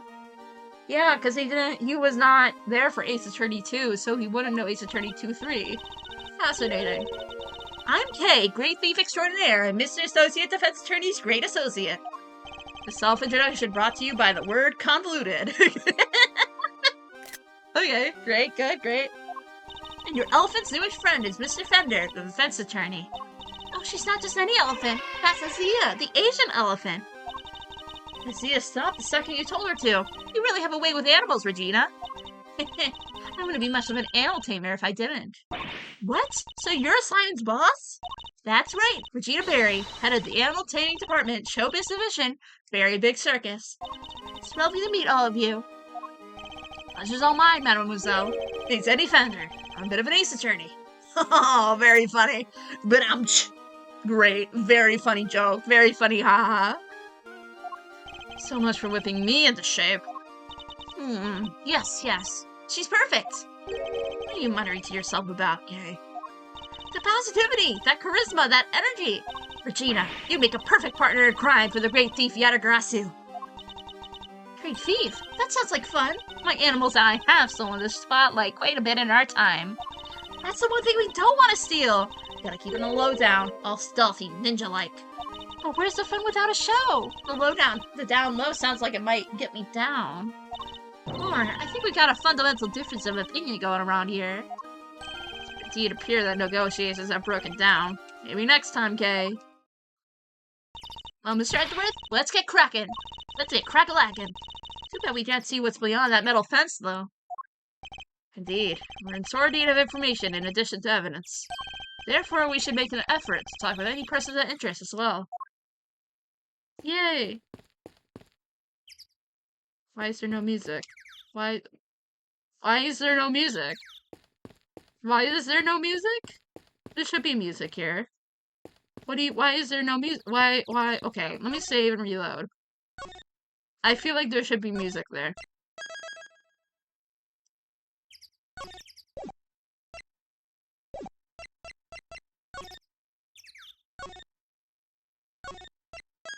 I feel like there should be music.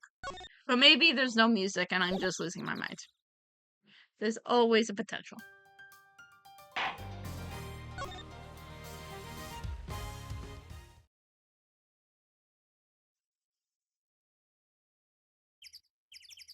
No? Really? Really? For this investigation, there's no music? Hey! What are you shouting at? Ponds like this usually have goldfish in them, right? Want to see if they come and say hello.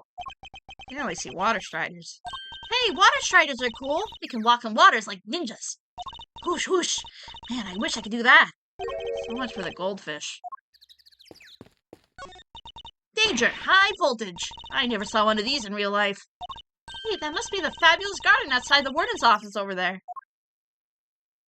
Ah, yes. Warden Guard mentioned being able to see it from a window at the detention center side. Wish this dumb-barred metal fence wasn't in the way, though. I thought it was all one big yard. Given how protective the warden seemed of her little bit of earth, imagine it's to keep riffraff like us out. Yeah, and that's a little sussy, if I do say so myself. Let's talk to the animal. An Asian elephant named Azia, one of the very big circus's many animals. She certainly seems fond of petting humans, based on what we've seen. Well, most humans. You can't just glare at her like that, Mr. Edgeworth. She'll think you're trying to show her who's boss. You telling me she thinks I'm one of her kind? No, just that she respects you, I guess. I'll be quiet, gonna draw a bit while watching the stream. Have a good draw. Have a good drawing, I guess. Have fun, have fun. How comforting. Okay. I'm ignoring you. Let's go see this. A wicker basket, or rather a cart given the wheels. Ooh, smells like animals. I suppose they must have been using it to move things around. Hey, would it be fun to hop in and race it down a hill? Oh, you know what else would be fun? Racing down the hill on office shares. You're so real for that. Where did any of that come from? The store appears to be locked. Want me to open it? Can't guarantee anything, but I'll certainly give it a try. No, if we deem it necessary, we'll simply ask for the key. Spoil sport! That could have been my chance to shine! You're free to shine somewhere else, but you're not gonna make an audience out of me. It's so quiet. Ooh. This must be the stage for the show.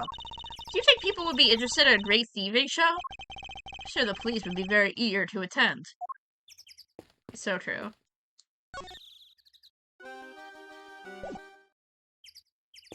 I'm not gonna talk to Regina yet. I want to look at everything at the moment.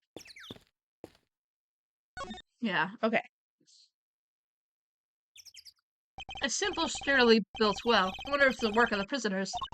Somebody's left a bunch of tools lying around. There's a long piece of rope and a pretty heavy-looking weight. Let's see. It weighs 30 pounds. Oh, there's some pulleys, too. Hey, can you stop touching everything inside?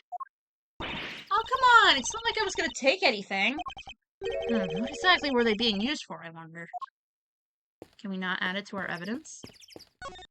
Do you have any logic? You don't have any logic. Okay. These chairs must have been for the audience. Wow, I pity who had to put them all away. Really, why? Huh, clearly never had to fold up a bunch of boring chairs before, huh? Not personally. I've told other people to do it, though. Come on, Mr. Edgeworth, you gotta roll up your sleeves and help out once in a while. I'll consider it. Look at that. He's learning. Alright, let's talk to Regina quickly. I think they want us to talk to Mr. Sod. You want to see my badge?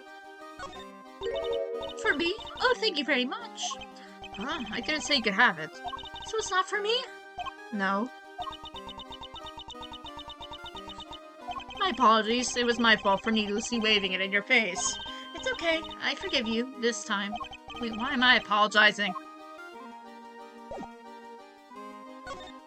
If you're the head of the animal taming department, you must be Mr. Sane's boss. That's right. My dad founded the Very Big Circus. He passed away. He was murdered. I'm sorry to hear that. We have a new ringmaster now. He's made the circus bigger and better than ever. Such a nice man. He was a good friend of my dad's, too. Oh, that's great. Lucky you. I hope that's not Max Galactica, whatever his name is. I know, right? It was his idea to set up departments like animal taming, magic, and ventriloquy. Only animal taming and ventriloquy have more than one person right now. But the Very Big Circus is getting bigger and bigger day by day. Sounds like you guys are really going places. Getting on well. I'll leave it to them. Horrible. I'm so sorry that they're all still here. Can you tell me about the show? Oh, it's a wonderful thing. It even has a story. And not just any story. It's a love story. Isn't that dreamy? Huh, sounds like a regular riot. Who's the star of the show? Let me guess. You? Silly, that would be Azia. She falls in love with none other than Regent the Tiger. It's a heart-rending saga of forbidden interspecies romance. Whoa, Nelly, I've heard of odd couples, but that takes the biscuit. And not all. There's a love triangle, too. It's so romantic. Sounds pretty incredible, huh, Mr. Edgeworth? So the elephant is the heroine? I suppose that's the first time for everything. And, who's the third wheel? Oh, that would be the big old meanie who tries to tear our star-crossed lovers apart. Ooh, what animal do you think it is, Mr. Edgeworth? Given that it's a circus, perhaps a lion? I think a raven would be cool, like the Yatagarasu. No, it's a sneaky monkey. That's certainly lowered the stakes. Oh, you mean money, right? Nope, again, the role of the monkey is played by Simon. Money's far too small to be played against Azia and Regent, silly.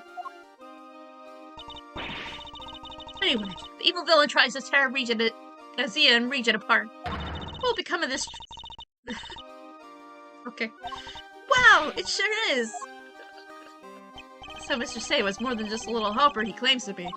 Poor Simon. It's terrible he couldn't perform with us anymore. Can you tell me how you set things up for the performance? Well, that's not really my area. Simon took care of all the lifting and carrying. He's such a sweetie. He has to do everything by telling me to concentrate on the show. I'd like to see him doing something near that well, though. A well. Well. If it isn't a well, I recall seeing one behind the stage. I should examine it in more detail. You should have seen him moving those huge cages around all by himself. He's a total hero. I'm making my own volumes lower. There we go. That makes it a little more viable. There we go.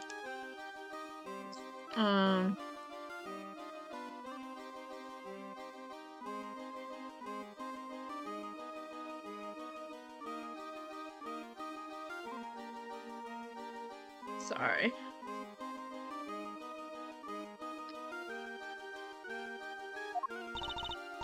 Yeah, sounds like something he would do. Thinking all the while. I was going back and forth between the yard here and some sort of workshop with the equipment. Prison gave us special positions to use it for storage. He was the only one who went down there, so I don't know much more than that. Workshop must be the one where Knight's body was found. Guess this confirms that Mr. Saint was the only performer to have gone into Workshop A. Well, this sucks, but we're gonna get information that works against us. You have to help Simon, Mr. Attorney. We're all counting on you. Just leave it to us. He may not look like it, but Mr. Edgeworth knows how to get things done. What exactly is he may not look like it's supposed to mean? There you are. Hi, Patricia. Not Patricia. Fifi. Regina Cupcake. Oh, Warden Lagarde. I've been simply dying to set you down for a chat, you exquisite little thing. Oh, hi. Hi, Fifi. Do you mind if I ask a little about the prison? No, not at all. This place is my pride and joy. My home. Sure, it was a prison when I first arrived, and it was awful. An utter disgrace. Awful? I suppose you mean the prisoners were unruly. Most certainly do not. They're angels, every one of them, and they have always have been. No, it was the ambiance that was awful. I fretted and I brooded, and then it hit me. The animals. If anyone could brighten up the place, it was them. It's nice having them around. Isn't it just? And now look at my fabulous little family. Why, my darling Frankie, it's a very picture of rehabilitation. Except when he's rifling through dead man's pockets. This is true. He did do that. Can confirm. Alright, let's present our badge. So it's you I have to thank for all the new additions to the family. How wonderful. I beg your pardon, but family? Yes, darling. The family here at this happy home of ours. It's so lovely thanks to people like you. I look forward to welcoming more. They'll come in their hundreds. No, their thousands. I simply love the buzz of activity. The joy of a growing happy family. The animals companions for every member. But of course. Dream big or go home, I guess. Even if that dream is the world's biggest zoo. This is true. It is the world's biggest zoo. We have so many success stories among the family, but darling Frankie really is a marvel. He's thrown himself into his vocational training, and he's always the first to volunteer for everything. What, and your other model prisoners don't do that? Well, of course they do, my dear. Of course. They're all such triers, such doers. It's just that Frankie, let's just say he knows what's good for him. What exactly does she mean by that? Anyway, he's a very good boy. So do try to be nice to him, won't you? Talking about the Berry Big Circus. Loud soaring music, great leaping animals. The Berry Big Circus truly has it all. And everyone who comes here gets to see it once a month. Really? In that case, let me see. She better not be thinking of something to confess to. This monthly show, is it always performed by the Berry Big Circus? But of course, sweetie. I'm Regina's biggest fan. That girl's my little princess, my superstar. Gregory, you are my superstar. Sorry.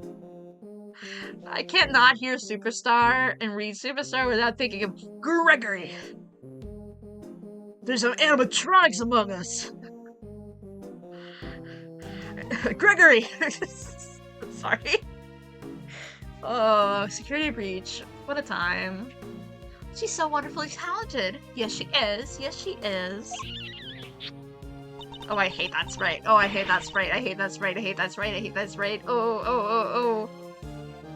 Anyway, whatever. She's so adorable, so sweet. I can just gobble her right up. You're not lying when you said you're her biggest fan, huh? Which is why I'm worried about her. So worried. It's because of poor Simon, you see. If he's found guilty, why, darling Regina will be devastated.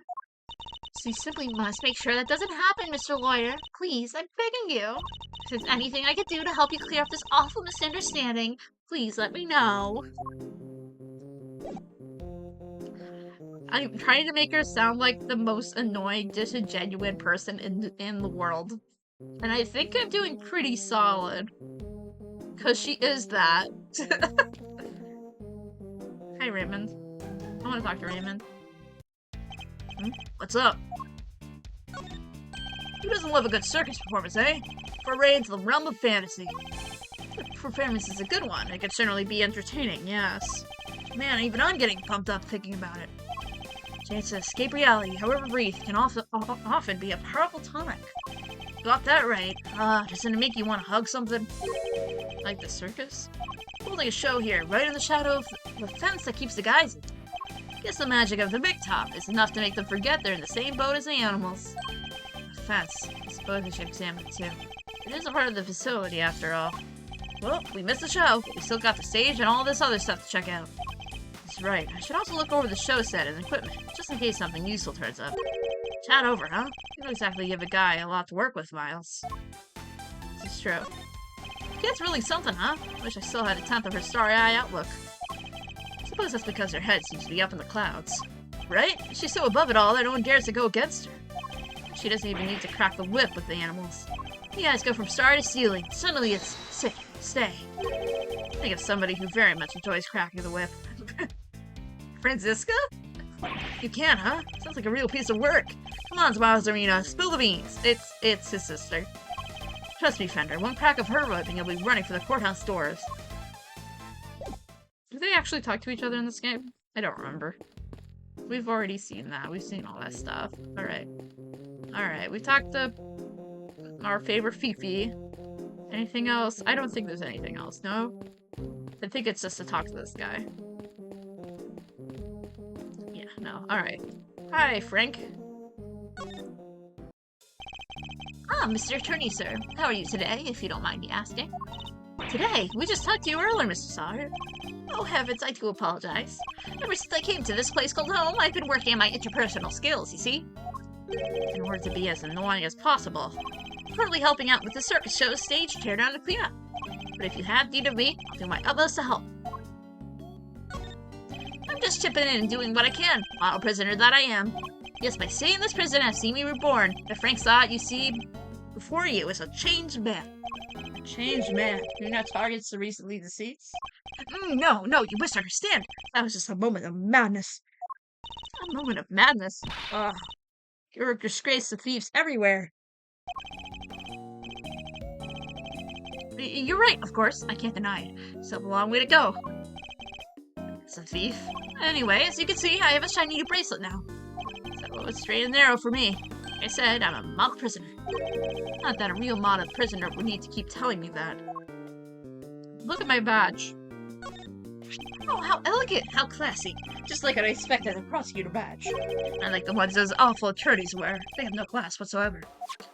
You don't seem to like attorneys. Were you railroaded into confessing your guilt by one, perhaps? Yes I was. And let me tell you, if I ever lay eyes on that son of a... Bro. Phoenix Wright is just a chill guy, man. Calm down. Where was I? Whoever this attorney is, they certainly seem to have made an enemy of our friend, Mr. Saw. You know him, Miles. You know him very well. Oh, I didn't mean to press that again. Sorry.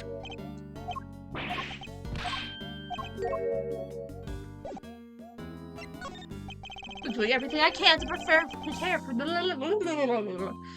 for my eventual return to society. Yeah, you even skipped the show to focus your training, didn't you? That's right. Only two inmates were absent, Assad and Canis. Why don't you tell us about Canis sooner? Oh, that. Look, I don't think there's an inmate in this prison who could talk about him if they didn't have to. He's, well, you could say he's the real wanted charge around here. You didn't hear from me, but, well, I guess it comes from being the fixer. The fixer? Yes, anything you need, he can get it for you. But how does he get away with it? Not sure. He's the only one who does. I heard he had a secret way of getting things into the facility. Imagine being the fixer affords Canis certain privileges. Not that I concern myself with such things anymore, of course. I'm far more interested in perfecting my mud pack application technique. What are those mud packs exactly? They're a special type of mud treatment rich with minerals. Works wonders on their coats.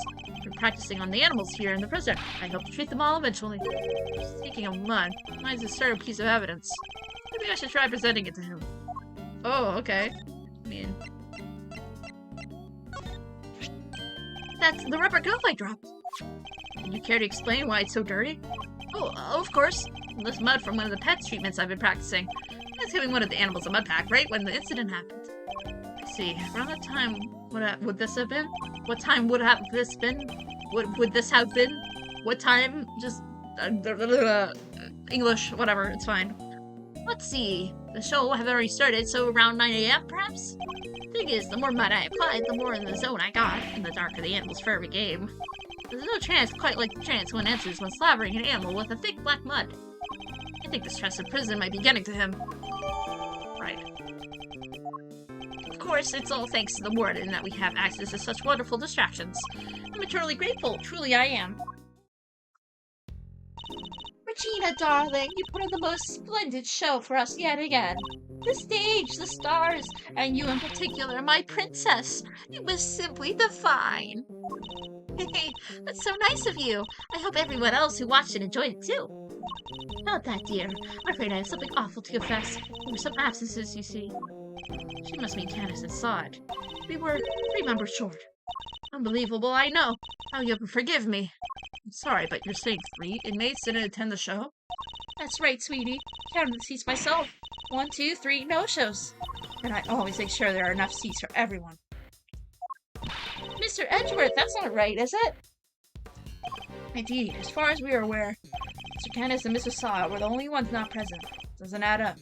Who was the 3rd missing prisoner, and what were they doing? It seems we need to investigate further. Oh, I was enjoying my chat with dear Regina so much, I almost forgot. I must feed the little one. Little one? Little one. Oh, great, it's the alligator, right. Yikes! Hi, Allie. Alligator! You're looking as adorable as always, Allie, my sweet.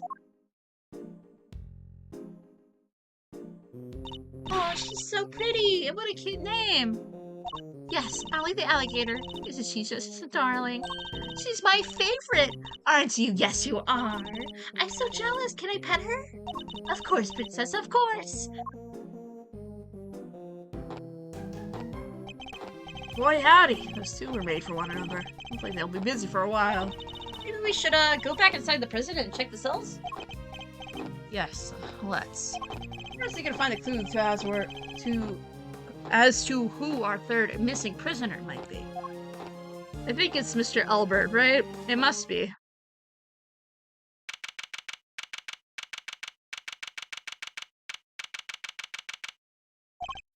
Sir, Mr. Edgeworth, sir! Oh, I finally caught up with you. Oh, it's coming. Detective, you're not needed elsewhere? No, the judge and the kid aren't here yet. Oh, and I got your message. So you searched the victim's cell. Did you manage to turn up anything? Set gold, sir. Well, blood anyway. There's Ray on the floor. Only a tiny speck though, but at least it's something. Yeah, it proves the holding cell was some scene of the crime, right? Not quite. It proves the possibility, but it's not conclusive yet. Thought you'd say that, sir. Which is why I ordered some follow-up work. Asked forensics to analyze the blood and see if it matches the victims. They're on it as we speak. Nice work, Gummy. You thought of everything. Detective, I must say, I'm impressed. Did you hit your head or something? Gee, you don't look so surprised, sir. Just hope things continue to go in our favor. Oh, yeah. Alrighty, so that's proof the murder happened in the detention center.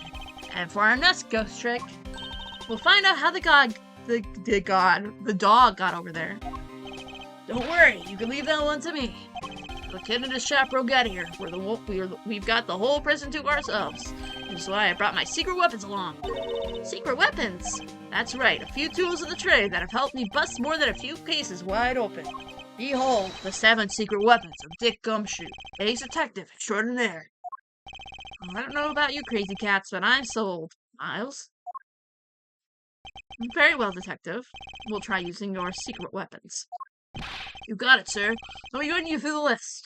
Secret weapon number 1, my trusty old metal detector. It's made of steel, silver, or scrap. This guy, find it. So it detects metal. Very good, detective. Next up, secret weapon number 2, missiles. Missile, everyone's favorite prime fighting canine. I love Missile. He can track pretty much any scent you put in front of him, especially food. Missile goes stricken real. He's sure a lot cuter than Mr. Canis's dog. Now for secret weapon number 3. Where did I put it? Aha!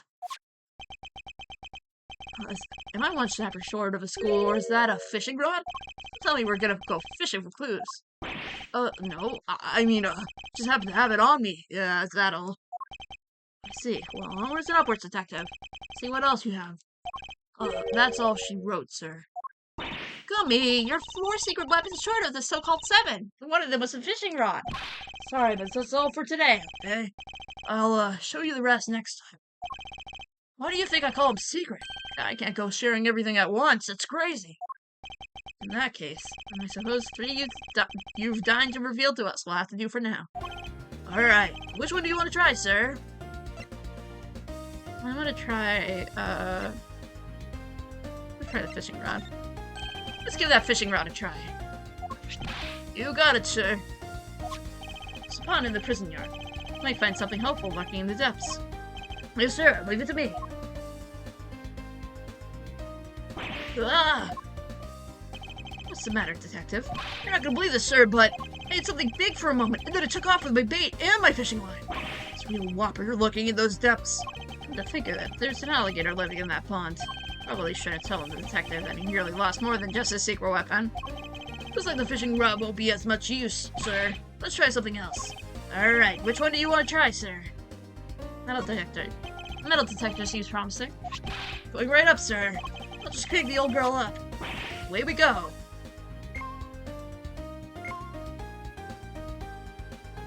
Is everything alright, detective? Uh-oh. Looks like I should have brought a spare battery. Oof, that's not gonna be much help. Sorry, sir. Looks like the metal detector will have to wait. Let's try something else. Alright, which one do you want to try, sir? Let's try the dog. You got it, sir. Hi, Missile. Hey, Missile, come here, boy. Look at the good boy. Look at the good boy. Let's go look at the good boy. He's such a good boy. He's such a good boy. Where's the good boy? Come here, Missile. Look at such a good boy. Oh, I love his tail. His tail wags. That's so cute. Oh, Missile, I love you. Missile, you're the cutest. So what are we tracking? Trying to find out how Mr. Canis's dog got to the holding cells in the first place. I suspect the same route was used to bring Knight's body back to the prison. So we give the pooch a sniff of the body. I'll find that route for us. Cool. Good to know they got rid of the body, finally. Does someone else smell something sweet? All I smell is the odor of blood. It's faint, sir, but it's there. Almost like cake, maybe? Piece of cake! Just like Ace Attorney Investigations 2-3. Why would the body smell of cake? Okay, Missile, get a nose hole.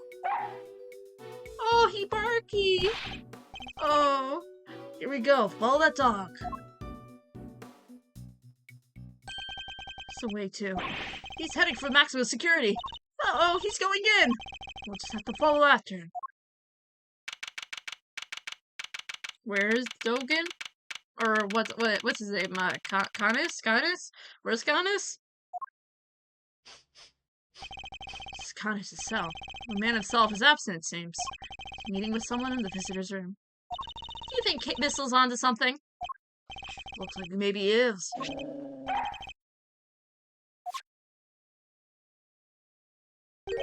There's something here. Let's get snooping, Mr. Edgeworth. I'm gonna look at everything. Look at those cookies.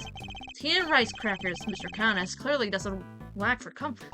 I can think of worse ways to spend my time in jail than drinking tea and playing chess. But there's some maximum security, not maximum comfort.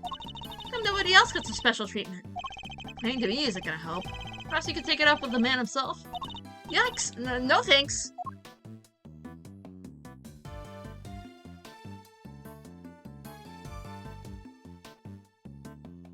I know what they want from me, but I'm ignoring it. Let's look at the chess set. Mr. Canis' chess set, complete with a special dog piece. That's not a chess set, that's a whole chess table with flags. Looks like it must be worth something, too. That's inconceivable. Some of them are. And this is a quite nice one. I would have pegged Mr. Canis as a chess fan, though. What's with the whole Eastern aesthetic he's got going? I thought he'd be more into Go. Go, huh? Can you play? Play Go Fish! Not the same thing, Kay. Not even close. Of course she can play Go Fish. I'm proud of her. She's great. She's great. Mr. Canis' chisels. Every one a potential murder weapon. Heh, that reminds me of something. Furrows in your brow. When you frown, it looks like somebody took a chisel to your forehead. I have no idea what you mean. See? They're so deep! Don't tell me you don't see it, Mr. Wood carving face. We quite finish. I think they should all bully him. Because he's annoying and rude.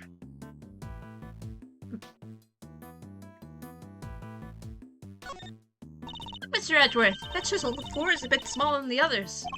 No woodworker, but perhaps it's an all-purpose one that can be used at a pinch, regardless of the job. An all-purpose pocket chisel? Makes sense. Always nice when your tools are useful and easy to carry. Is that your opinion as a thief? Nope, it's my opinion as a great thief. I walked into that one.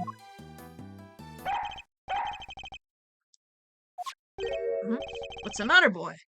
Wait, is that the cake you were after? Oh, Miss was just wanted the food. Whoa, down, boy. Stop that. No, you can't have it. Dogs can't eat chocolate. You know that. If you won't behave, I'll just have to eat it myself.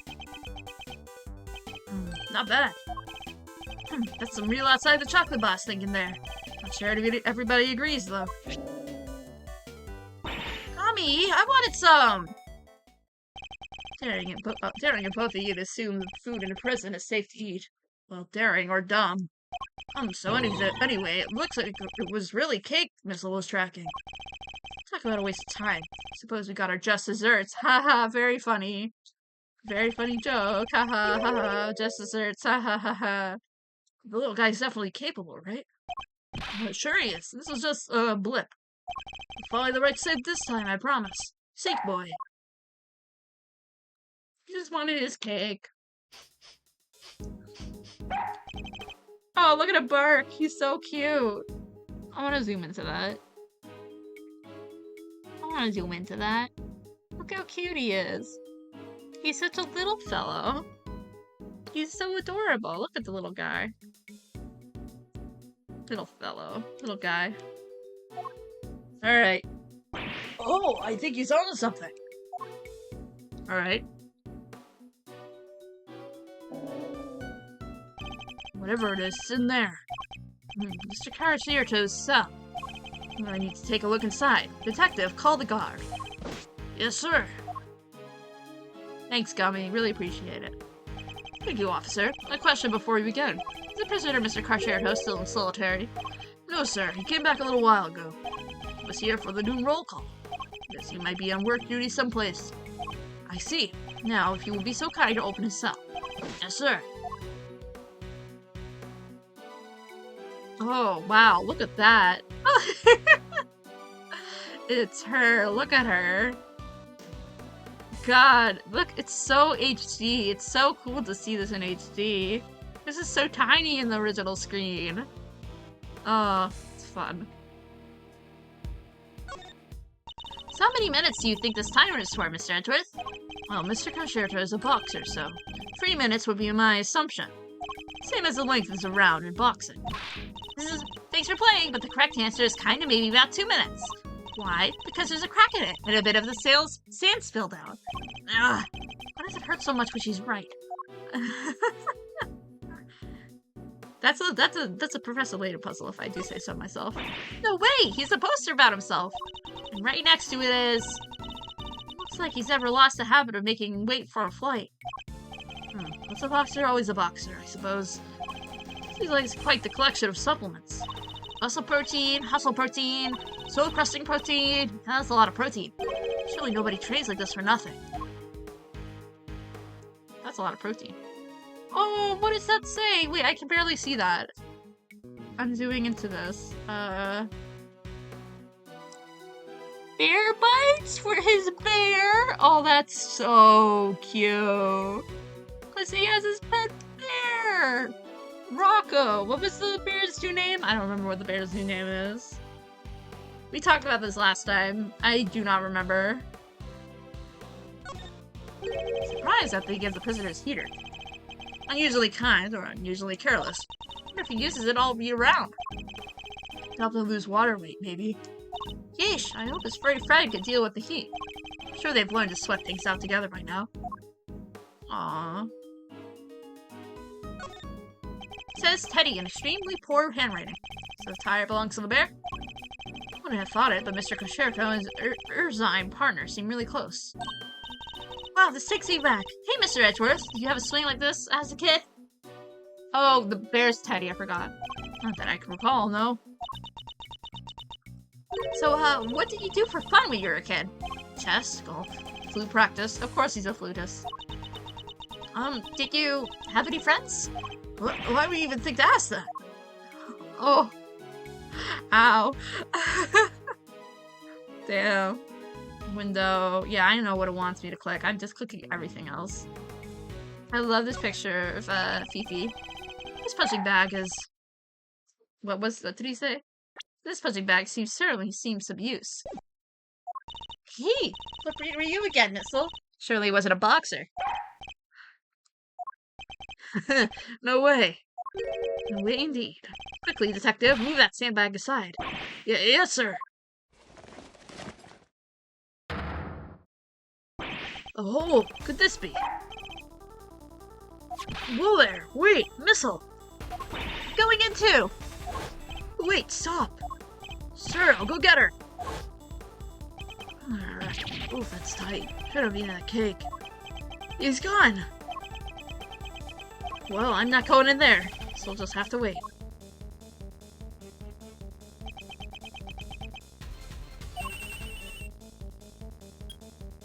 Hello? Kay, are you alright? You're not gonna believe this, but we're in the detention center. The detention center? That hole! It's a tunnel that leads right into Mr. Knight's cell! What? Don't go anywhere. I'm on my way.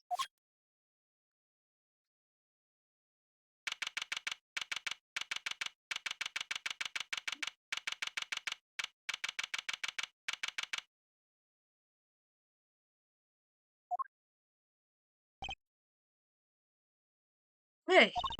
Hey there, Mr. Edgeworth. Guess you could say we made a breakthrough. Quite. At least they came out unscathed, I think. Sure, the floorboards under the bed were torn up. Whoa. So that's how they did it. There's no doubt about it. This must be the route we've been looking for. The corridor connecting the detention center to the prison is locked down by heavy security doors. With the help of this tunnel, it can be circumvented. It was a sweet scent that started this whole search. Could it be that the scent was in fact coming from Knight's body after all?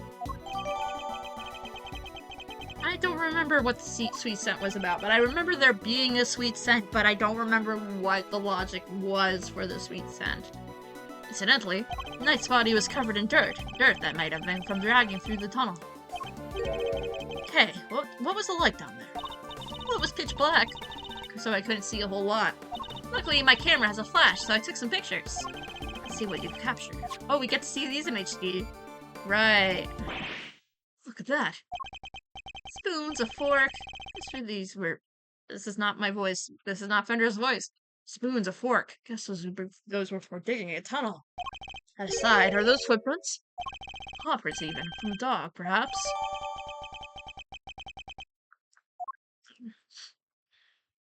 This is a vital piece of evidence. However, it begs something of a question. It does. Mr. Concerto has certainly been making use of this tunnel, which means... Detective, we need to find out where Mr. Concerto is immediately. My suspicions are correct. Huh? Oh, nuts! Guards are alerted. They began searching for Mr. Concerto right away. But after a thorough investigation of both the prison and the detention center, he was nowhere to be found. Uh-oh. We have a prison break.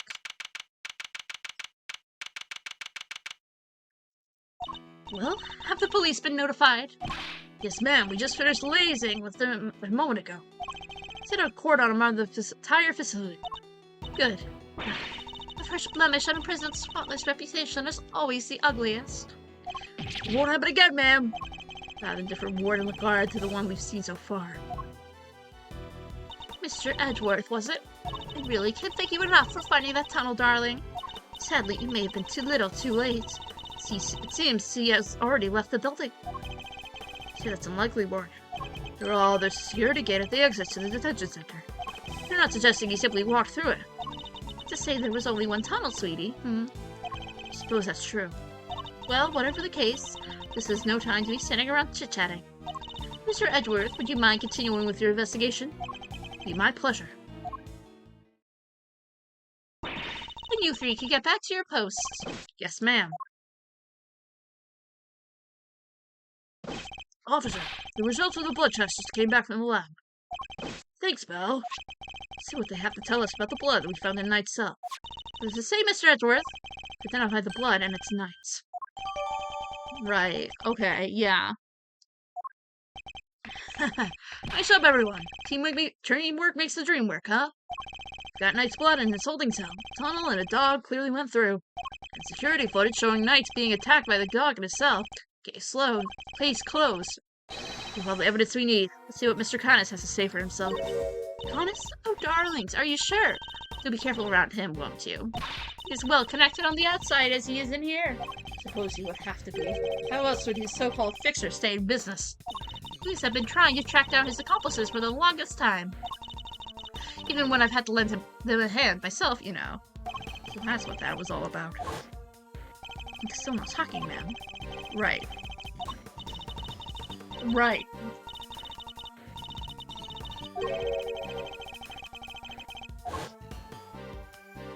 You borrowed evidence from the police to help you with your investigation, is that correct? Why, yes, sweetie. Everything related to Connie's is with me now. Alright, I'm gonna shift my position so that the capture card's probably gonna unplug quickly. No? No? No, it didn't. This is crazy. Alright. You know what? If it didn't unplug, that's fantastic. We love when it doesn't unplug and I don't have to refix it. Ooh. I like that picture. They did a good job updating all the pictures. Sorry, I'm stretching. Ah! Heaven knows how many times I've called this secret scoundrel into my office to talk with me. But no matter what I say or how much evidence I present him with, he simply won't say a word. Prison warden conducting interrogations herself. That's irregular, to say the least. Put your guard down and he'll devour you whole. Be careful, darlings. You have been warned. Hoo-wee! Here I thought things couldn't get any spicier. Okay. Hi. Oh, hi Sebby. Hi Justine. I like seeing the back of Justine's sprite. It's fun. Judge Gavelle, I didn't expect to find you here. We have been conducting inquiries, which, given that we are in charge of the investigation, is hardly strange. What is strange is that you are still here, Mr. Edgeworth. I gave you all a warning, did I not? I told you that your badge was at risk, should our paths cross again. And here we are. I'm sorry that you thought that I might be so easily discouraged, Your Honor. But I'm not about to let the truth slip from my grasp, no matter what you or the committee might say. I'm here to present a certain someone with evidence that you yourselves should have uncovered. You have more business with me, I take it, Mr. Edgeworth. I do. Promise I'd be back to prove that you were the killer. This should be amusing. Very well, whenever you are ready. Objection! It's such a good objection for useless. Not so fast. First, we have some truths of our own to share. First-rate deductions, in fact. Indeed, we are now more concerned than ever that Simon Say was the murderer. And that only he could have moved Knight from his holding cell to the prison proper. We shall prove this to you beyond a shadow of a doubt. But first, a question. Are you quite determined to continue on this course, Mr. Edgeworth? Should you fail to rebuke our deductions, there will be no going back. Your career hangs in the balance. What? You mean you'll take his badge if you don't like how this goes? That's intimidation! Not at all. If anything, I am showing him mercy. That is not Mr. Edgeworth's case. It never was. I am under no obligation to hear him out. He is prepared to accept the potential ramifications of his actions. I will allow him one last chance. Well, are you truly willing to take that risk? To put your beloved badge on the line? Mr. Edgeworth! Sure. I accept your terms. I am confident of my reasoning. And what's more, I am representing the firm of Edgeworth & Co. And I do not intend to besmirch its name. Good job, Miles. My duty will be done, and I will not be intimidated.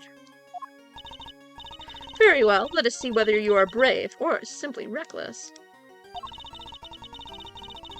By the power vested in me by the almighty goddess of justice, let this judgment commence. Eustace, if you will allow me. Fine by me. He's all yours, Gabrielle. Oh god. This is gonna be brutal. Ooh, look at that background. That's so good. I keep forgetting about Beaver God. We had this conversation the last time I played this. But that's like literally just a beaver. There's a beaver god. Bro. I have beavers in the background. Oh my god. This guy really is an animal lover. This is crazy. Yeah, and still the, like, chess set is still the most, like, detailed rendered part of the room. Like, the background statues are, like, not rendered that well. And then there's Justine, who's, like, absurdly rendered. Anyway. You're aware of the incident involving Mr. Knight the day before yesterday, I'm assuming. He assaulted the innocent guard and stole his keys. Later, in the middle of moving a large animal cage, Mr. Saint stopped by Mr. Knight's cell for a little visit. That's when Mr. Knight stole out of his cell using the keys he'd stolen. He slipped into the cage, and then there he hid as he was wheeled to one of the prison workshops. Figured she was going to bring on Mr. Saint's going to Mr. Knight's cell. Yesterday, after you so kindly made us aware of the security camera footage, we decided to take a look at it ourselves. Perhaps you would like to see what we found. Oh my god, look at them! This is still from the footage we received. Mr. Saint speaking with Knight at his cell. Correct. You would also note that he has positioned the cage in such a way to obscure the camera's view. It is the blind spot where Mr. Knight exploited in order to enter the cage undetected. A sound deduction based on what can be observed, wouldn't you say? A blind spot, which means that the camera wouldn't have been able to capture the moment Knight entered the cage if he did at all. So it's still possible that he didn't actually leave his cell at this point. I don't get it. Why would Mr. Knight want to hide in the cage? There's really no other. There is really only one possibility. He attempted to escape. Prison break. That's so cool. Mr. Concerto, Mr. Knight, everybody do it. Let's step up my game. Okay, now is not really the time. Mr. Concerto's escape is no laughing matter. It is my belief that Mr. Saint helped Mr. Knight with his escape attempt. That is to say, he was his accomplice. Wow, go Simon! That was not a compliment. I understand the cage was briefly taken to one of the workshops. Imagine that had things gone to plan, Mr. Knight would have remained in the cage until after the show, and then removed from the premises along with the rest of the circus equipment. Unfortunately for Mr. Knight, Mr. Saint had other ideas. He killed his friend in cold blood. Judge Cavell's argument seems reasonable. There must be a fault in her logic somewhere, and I'm going to find it.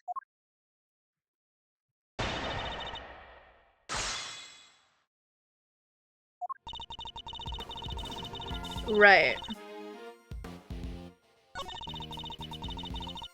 I'm saving because I'm scared. And I don't know what the answers to these are, which is bad. Okay,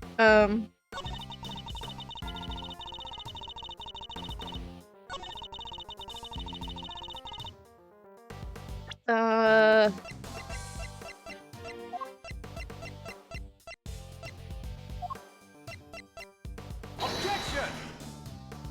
No.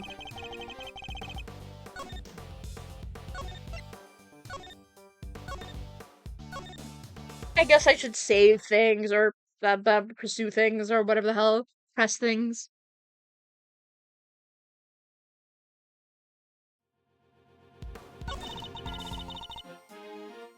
Hold it! Your Honor, about this incident. You have heard about it, of course. Surely any attorney worth his salt would have sources. Yes, I am aware of it, of course. I simply wish to confirm. Overruled. Then you are wasting both our time. Shall we continue? Hold it! Do you have any proof that Knight stole the keys? I can think of no other reason for him to carry out such a brutal attack. Once the guard he assaulted regains consciousness, I am sure he will confirm our suspicions. Wouldn't be so sure. Perhaps I should press her further on this reasoning. Press further. Sorry, but I believe there is a flaw in your reasoning. If Knight had the keys, there was nothing to stop him from leaving whenever he wanted. Why wait for Mr. Saint? There was no need, surely. Chose the option he deemed the most likely to succeed. He stole the keys and hid them somewhere, then waited for the opportune moment to present himself. Hid the keys. I'm afraid you might have made an uncharacteristic oversight, Your Honor. The Knight wasn't hiding any keys. That has been proven already. And this is the piece of evidence that proves Knight didn't have any keys. The keys itself? I don't know.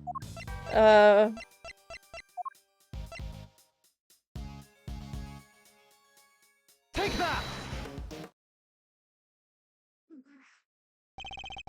Did you know about the incident? I assume you might already know this, but... After the assault, the guards searched both Knight and his cell, and no keys are found.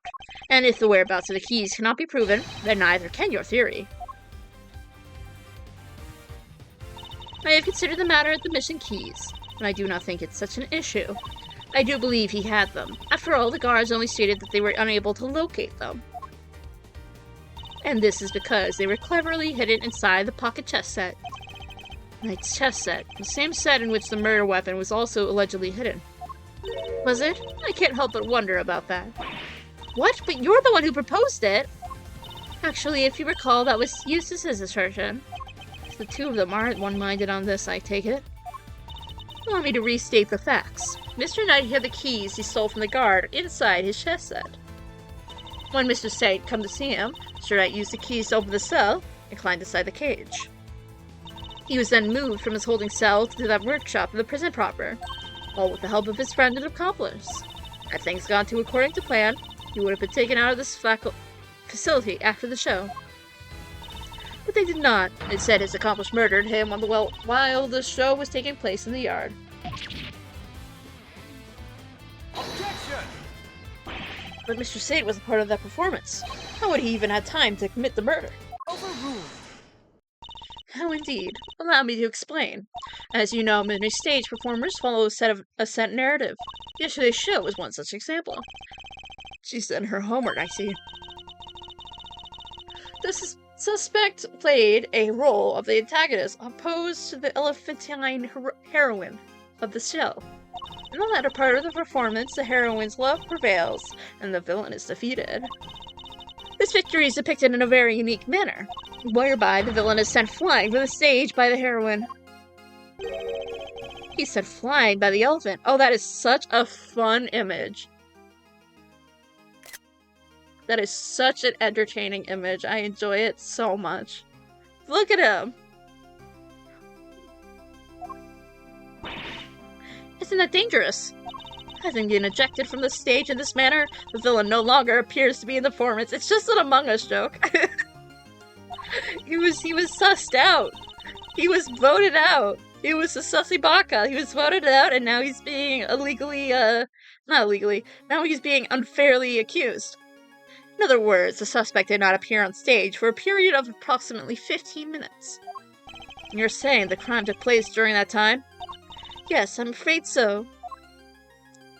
After all, it's more than sufficient window, wouldn't you say? Objection! Committing the crime and returning to the stage in that short 15-minute window is only possible assuming that the murder took place in the prison proper. But in fact, Your Honor, the real scene of the crime is the Knight's cell. I seem to remember telling you that I would not accept that part of the security footage into evidence. Objection! And you won't have to. I have proof of a different kind. Very well. Will you be so good to present it? Right. It's the blood.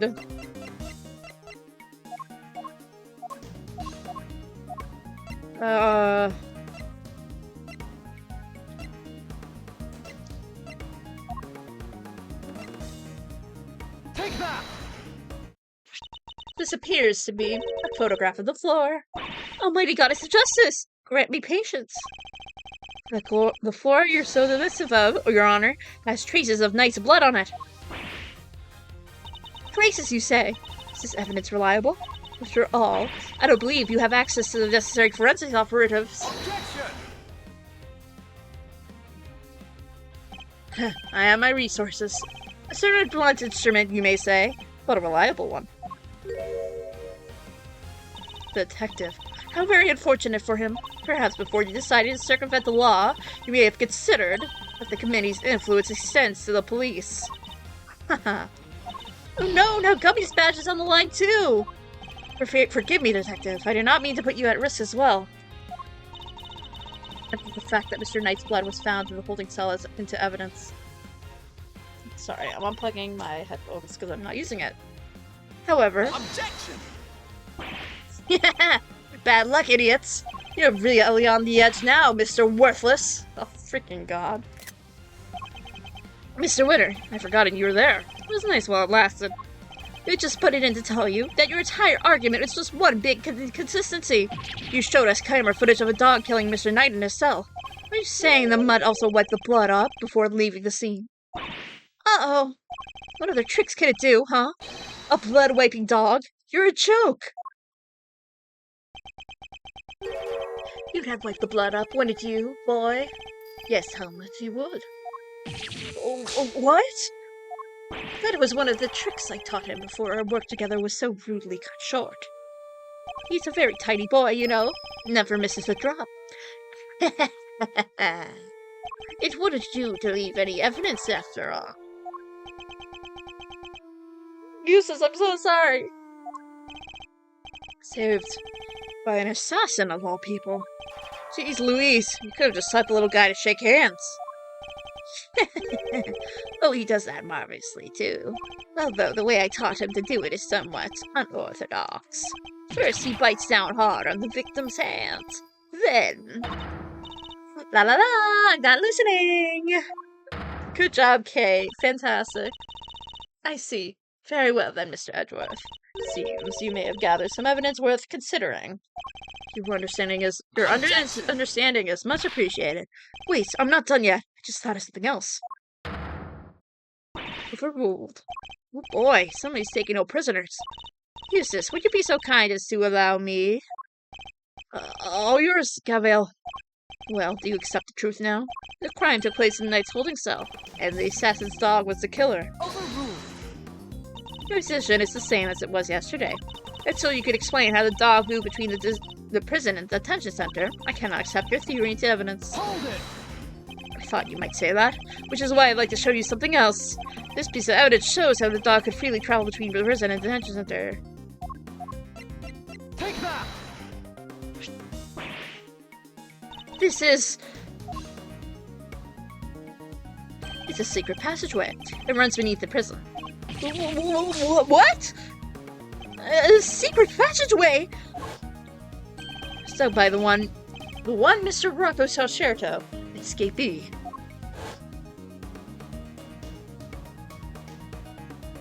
At least from his prison cell to a certain holding cell in the detention center. Yes, the very one where the victim was being held. Well, this is certainly a surprise. To think that it was beneath our feet this entire time. Mr. Canis, you know of this tunnel, did you? Because it's the same tunnel that was used to carry out the murder. Overruled. What? The name of the goddess of justice. Overruled, Mr. Edgeworth. You are out of line. Hold it! How so, Your Honor? Overruled. Evidence is everything, whether in court of law or the scene of the investigation. Isn't that your little catchphrase? Well, it so happens that I happen to have some evidence of my own. Bronco Knight's autopsy report. Autopsy report? Oh my god, did they just update the autopsy report on us? Bro, when did we get that? How do you not know you had it? The police handed it over to me just a short while ago. Findings are still preliminary, but it has something of value to tell us nonetheless. The Goddess of Justice speaks to us through these pages, Mr. Edgeworth. Cause of death, stab wound to the throat, and the weapon is said to be a sharp blade of some sort. Seems the victim was stabbed repeatedly in the same spot, resulting in an ugly wound. It's such the police have yet to identify the exact shape of the weapon, but its overall nature seems to be beyond question. It's a bladed metal instrument. In light of this evidence, do you really wish to continue with your flight of fancy? Or will you now claim that the dog used a knife instead? But that's impossible! That will be all. This court is adjourned! Objection! The tunnel, the paw prints! What of them? Helmet is something of a wanderer. Perhaps he just happened to cross this tunnel one day. Although I can't say for certain, I cannot wander myself. I myself cannot wander so freely. That'll be quite a coincidence, but I can't prove that it was not the case either. Sure knows how to keep a secret, huh? Kinda wish she kicked us in the teeth a little while earlier with the... She's baiting me, waiting for the perfect moment to crush me with that autopsy report. And I fell for it. Hook, line, and sinker. Just like I did that one guy called Phoenix Wright in the first game. Oh wait, we're not gonna talk about that. You're a lead attorney for the defense, correct, Mr. Fender? This is the autopsy report in question. I do apologize for the delay. Yeah, no sweat. Thanks for hooking us up. Okay, death was instantaneous. That's gonna be important. Yep, this all takes out. Yep. Mr. Fender, a handshake is not necessary when receiving official court documents, you know. So please feel free to let go of my hands. It's not a holy relic, after all. We're just trying to be friendly, Your Honor. Had you lingered a moment longer, the Goddess of Justice would have spoken to you through my gavel. Alright, I got it. Nice work, Cavell. Just, like we planned it. I did only as you instructed, Eustace, but thank you. This report came from the police. I had no choice but to accept its legitimacy. But if the dog didn't kill Knight, then that takes Canis out of the running. The Goddess of Justice speaks to me, Mr. Edgeworth, and she is merciful. She tells me that you might keep your badge if you finally abandon this fruitless quest. What's our move, sir? I think she really means it this time. What do you think, Detective? My answer remains the same, Judge Gaville. I will see my duty done, and I will not be intimidated. Even with how this thing stands, you still refuse to concede. This may very well be your last chance. Your badge hangs by a thread. And let it fall if it must. There's something far more important to protect as an associate attorney. My client. The Goddess of Justice is no doubt saddened by your refusal to accept yet another offer of mercy. Ha! Attaboy, Miles. That's what I like to see. I'm gonna run to the restroom. You guys are just gonna watch Fender as I go run to the restroom quickly, and I'll be right back. Just give me, like, maybe a couple minutes or so.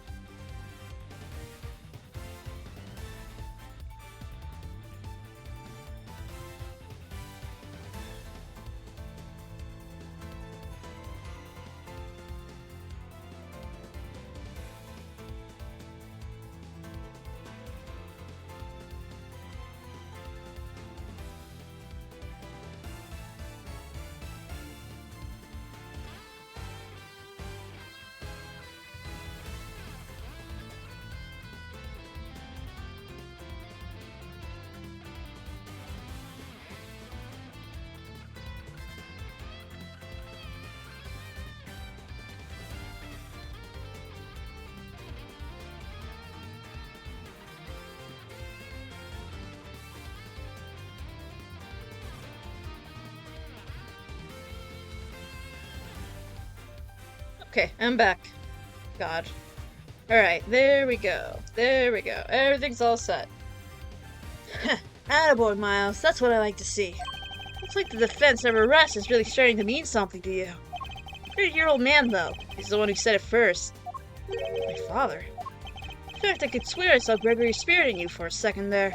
He said that you've changed since your days of Von Karma's shadow. I didn't believe you at first, but I'm starting to.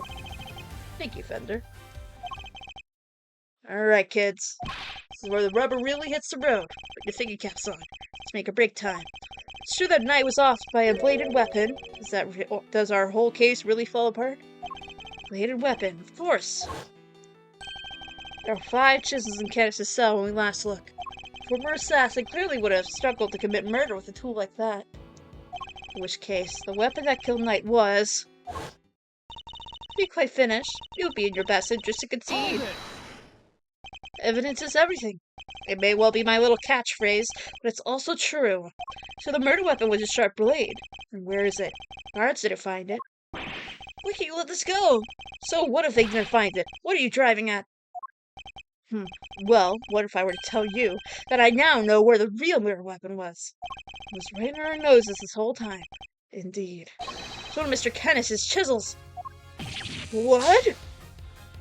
Overruled. I would advise you to stop bombarding us with our irresponsible half-baked theories, Mr. Edgeworth. You've repeatedly insisted that Mr. Knight was killed in a cell by a dog. Simply go where the evidence takes me, both in the courtroom and at the scene of the crime. If the murder weapon was in fact a chisel, then yes, the murderer could not have been this dog.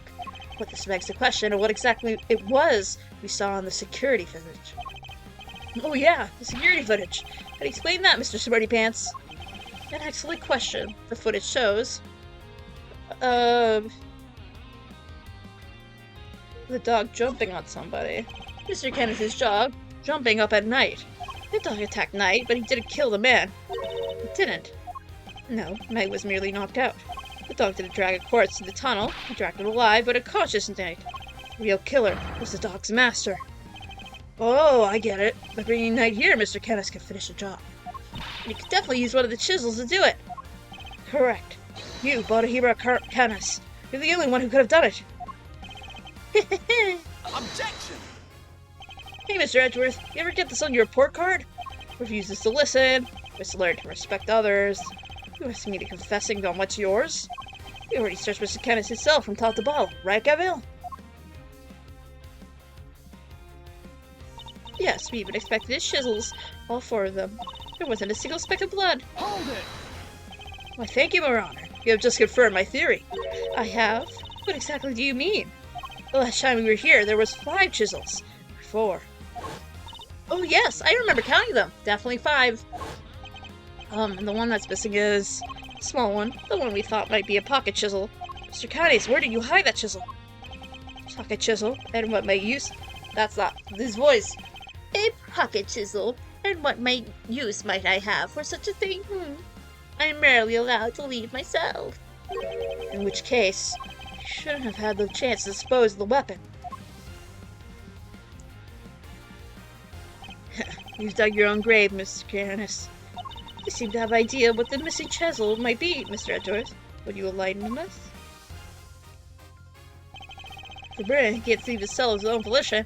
Cairns could have only hidden the chisel here, in his own cell. Take that! Mr. Kenneth is still a prisoner, despite the comfort he enjoys. He is rarely allowed out of his cell. He could have given the chisel to his dog to leave somewhere, but that would have been far from ideal. He would have no way of guaranteeing where it might end up. Intriguing. Do go on, Mr. Edgeworth.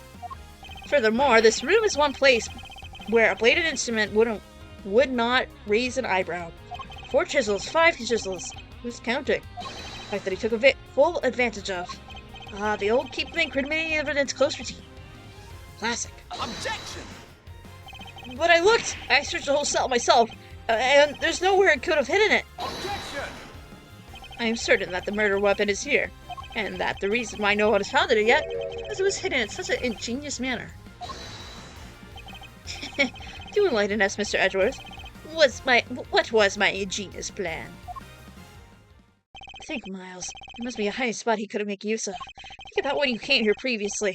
What are you missing? Oh, he's not showing us out. Permanently, right? Let's get out of here. Come on.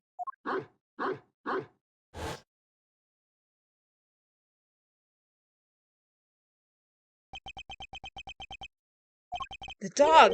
He hasn't made a sound today. When we were here before, he barked and growled repeatedly. Kenneth even encouraged him to do so. That must be it. I knew something was off. I hardly believe it, but I think I know where he hid the murder weapon. Giving up already? Expected more of you, Mr. Edgeworth. Hold it! As well as you should, if you give me a moment. Well, this piece of evidence shows where you hid the murder weapon. It's the dog. He said the dog. It's in the dog. Take that! Your dog. He seems unusually quiet today. Oh yeah, unlike last time when... Mr. Canis, you'd be so kind to open Helmet's mouth. Oh, come now. He hasn't barked because he's a well-behaved boy. That's not his voice. Oh, come now. He hasn't barked because he's a well-behaved boy. I had ordered him the last time. Then order him again, this instant. It's not like we're asking for the world, Mr. Canis. Or do you have something to hide? If you insist. Come on, Helmet. Open up. Helmet, open up. There we have it. Just that small was easy to, what did he say? There we have it. It's just that small was easy enough for a dog of his size to... What? A chisel in the dog? Why is there a chisel in the dog?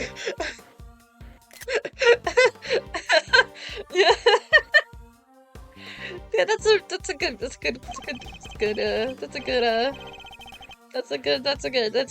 good line. I thought he'd been strangely quiet, because his brain has finally caught up. Eustace, why don't you be a good boy and make a call forensics? Tell them it's urgent.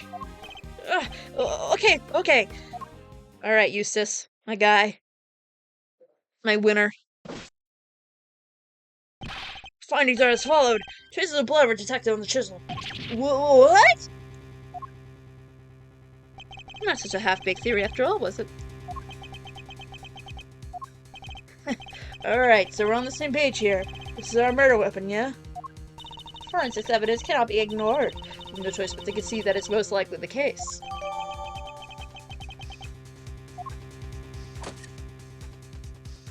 We have so much farther of this case to go. I'm just, like, thinking about, because, like, I don't remember exactly how this case goes, because it's been 2 years since I played it. But I remember some of the plot points that have to come up before we actually get to the ending. And I'm like, oh my god, it's gonna be so much. Whatever, it's fine. The court demands that you explain yourself. We found the route your dog took to the holding cell, so now we have the chisel. How do you propose to talk your way out of this one? You never fail to entertain, Mr. Edgeworth. Why does he always laugh like that, even when it's not funny? Poor Helmet, how could they suspect us? You leave me little choice. I shall simply have to share with you the truth. I did not kill anyone. I have grown tired of killing. Something's not right. Why is he so calm? Very well. The court will hear Mr. Canis' testimony. If you would be so kind. Gladly. 1 second. Let me click this so you can hear the music. AAI2 to walk through. I need to just... I just need to see where we're at. Okay, yeah, captive turnabout. Right. But that's not the right thing, because this is from... Yeah, let's go to the Prosecutor's Gambit. Right. Yeah, we're in the middle, right?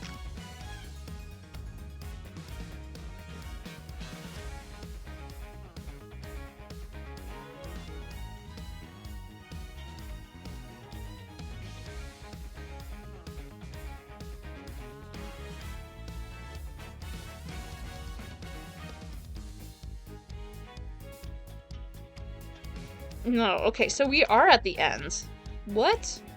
And part 1, I'm presuming. Right. Oh my dear lord, okay. Oh, okay, so this is where we're at.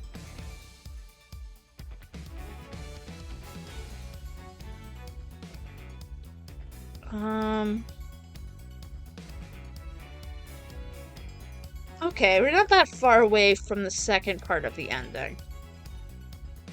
Okay. Interesting. Alright, let's continue. Perhaps you might begin to explain what you believe. My motive would have to been, I never knew this knight. I had no contact with him, no connection whatsoever. Oh, I know what to do. Given that this is the case, why would I possibly wish him to be dead? Ah, could it be that you're suggesting that it was my canine companion who had the motive instead? Helmet only bears his fangs when I tell him to. I know exactly what to do. Not so bloodthirsty that I would kill a man I don't know. I mean, when he puts it that way. An assassin only kills his acquaintances.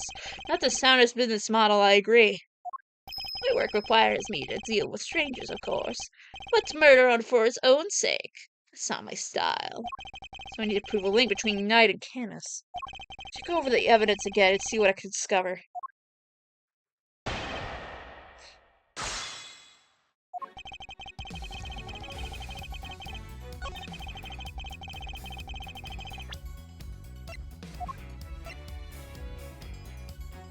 Objection!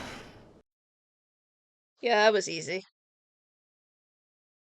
You're getting sloppy, Mr. Canis. You may have trained your dog to clean up your mess, but some things still require a human touch.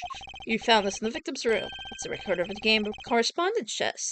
What's more, the game depicted matches the game laid out on your board. What? The number of possible games have been calculated to be 10 to the power of 120, and that's on the low end. Wait, so that's 10 times 10, 120 times over, right? 100, 1000. I give up. I mean, what do you even call a number that big? A vanishingly unlikely coincidence, that's what. Especially with the dog piece, but whatever. Now, tell us why you killed Knight. Unless that is, you would prefer to explain the coincidence. Well, they do say that truth is stranger than fiction. It is, as you say, a coincidence. But that's totally impossible!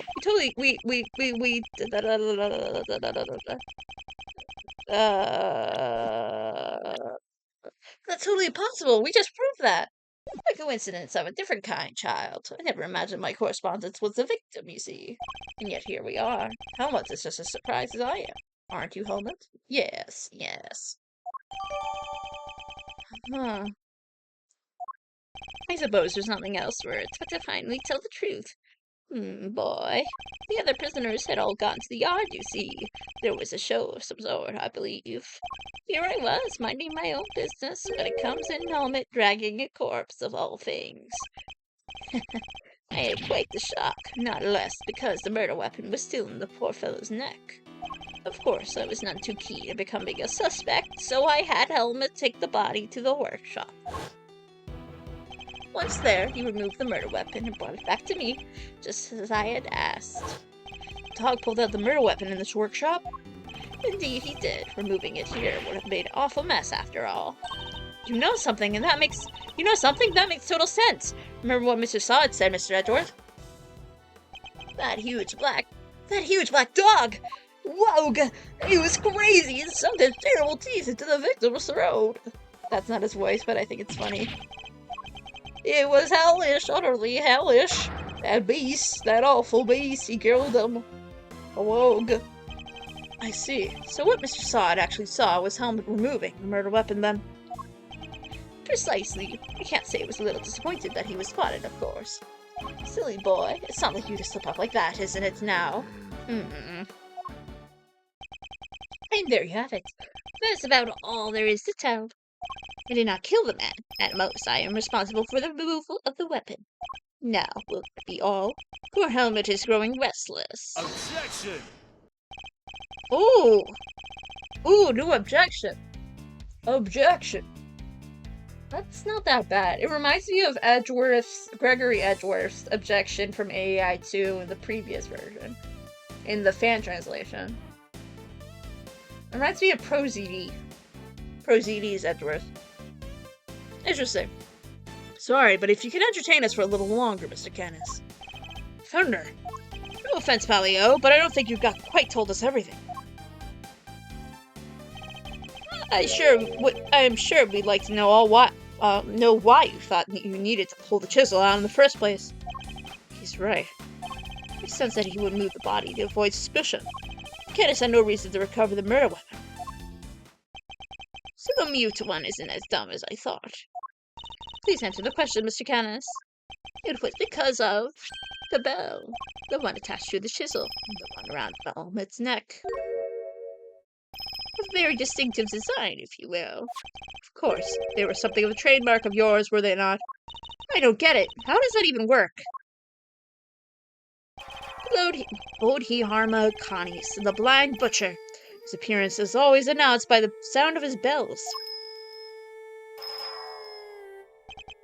The last sound his victims would ever hear.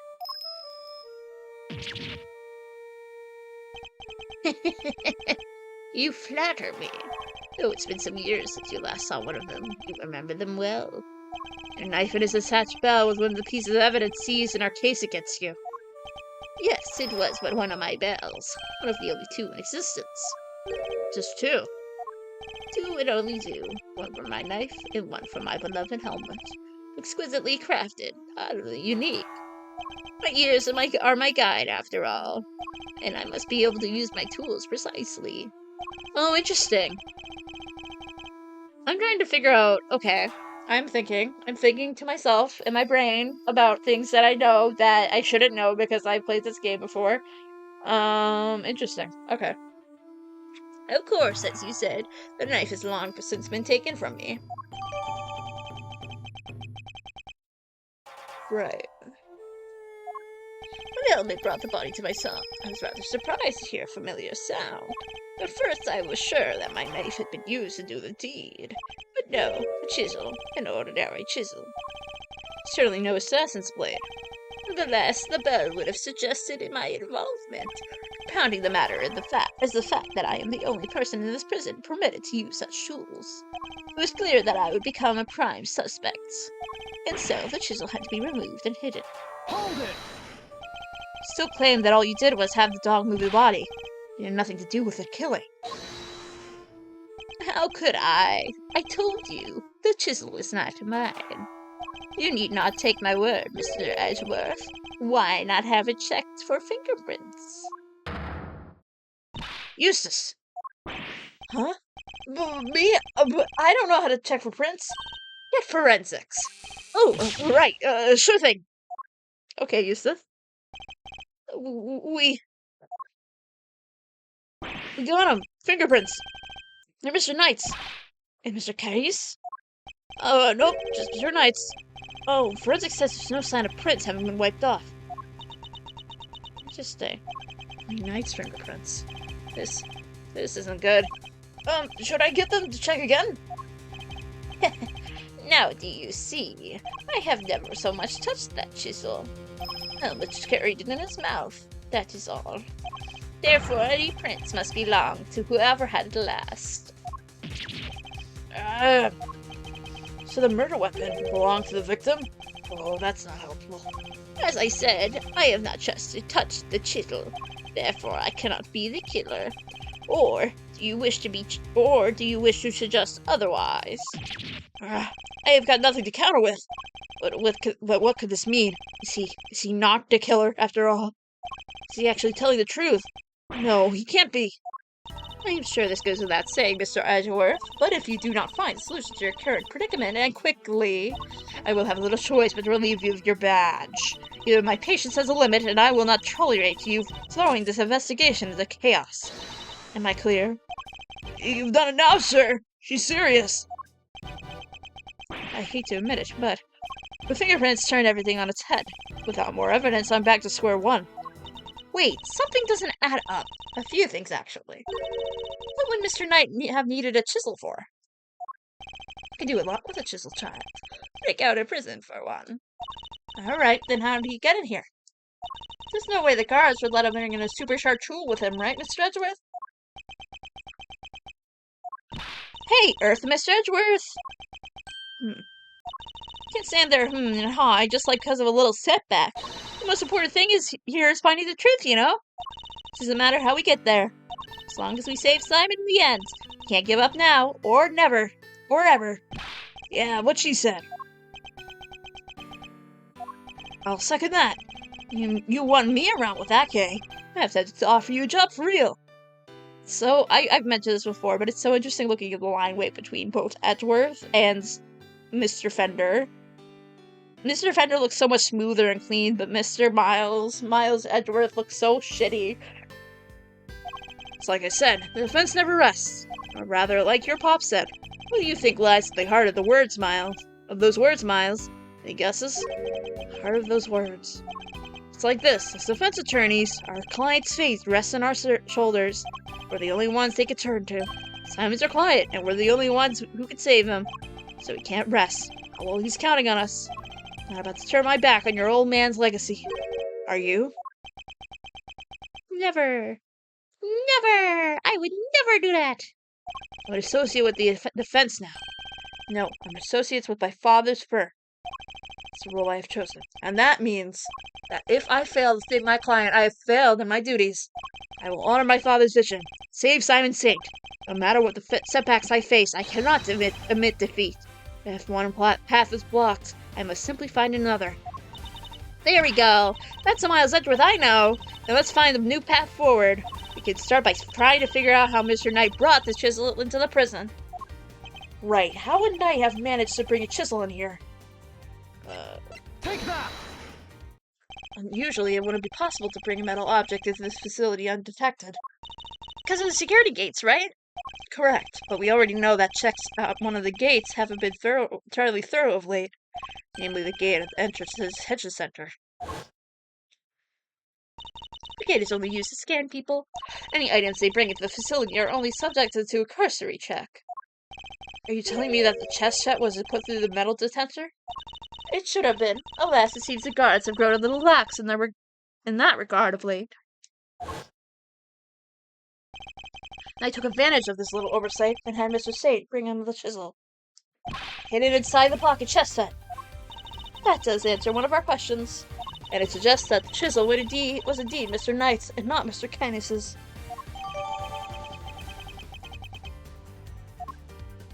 However, we still have one rather pressing problem to address. That of the security footage in which Knight attacked by the dog. How does one explain that if Mr. Kindness was not the culprit? Then how do you explain his prints not being in the murder weapon? That one's a real free piper. The court, too, finds itself wanting a satisfactory explanation. Wait, sir. I think it may be time to show you another one of my secret weapons. Introducing secret weapon number 4. Little V. What sort of name is that, detective? I, came it up with myself, sir. Anyway, you can use it to analyze the video footage. An excellent idea, perhaps. An excellent idea. Perhaps then you might finally see that I am telling the truth. Who knows if there's anything to be found, but it has to be worth a try. Okay. Alright, want me to talk you through how to use it, sir? Seeing as I'm not exactly familiar with the video analysis techniques, perhaps I should hear him out. No, you don't have to. I have played the game before. No, I'm sure it won't be that complicated. Whatever you say, sir. Now let's fire a little V up. Remember, just examine everything that catches your eye. You'll do fine. Footage from Knight's holding cell. Other than the victim was being attacked by that dog, I can't see what else it might show us. Let's suppose we're wrong. What could we be looking at instead? Could the person in the footage be someone other than Knight? And if so, could whatever's attacking them be something else too? We should keep both questions in mind while reviewing the footage. You never know what you're going to see once you start looking at things up close. Check every detail, sir. You'll find something, I'm sure. Right.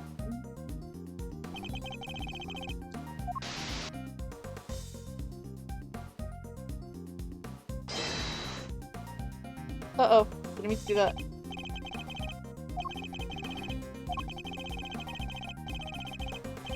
Yeah, I want to zoom in, please. Okay.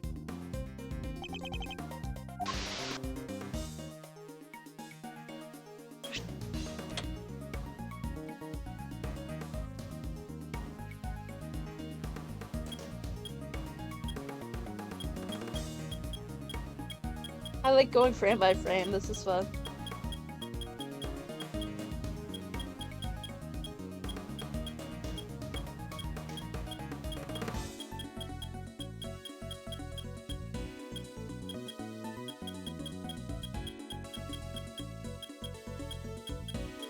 I know what they're looking for. I know what they want me to present, so.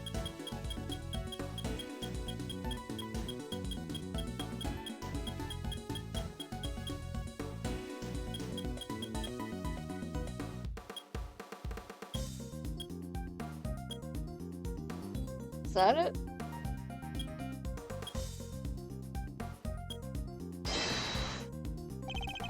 Figures reflected in the mirror here, too. Is that a hat? Say, doesn't that look like the hats the guards wear, sir? Oh, geez, is that what I think it is? Have there been any reports of one of the animals attacking a guard recently? Not that I've heard of.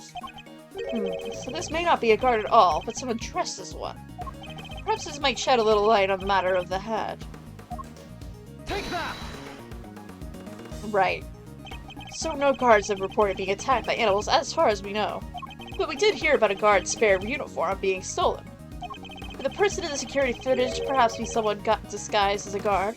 Someone attempted to escape without being noticed? A guard disguise? I guess it might work. Wait, weren't we just talking about someone?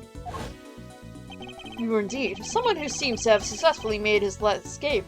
The person in the footage is a knight. That the creature may not be a dog either.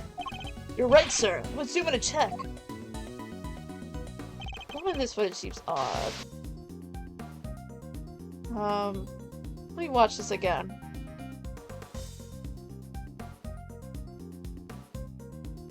Right.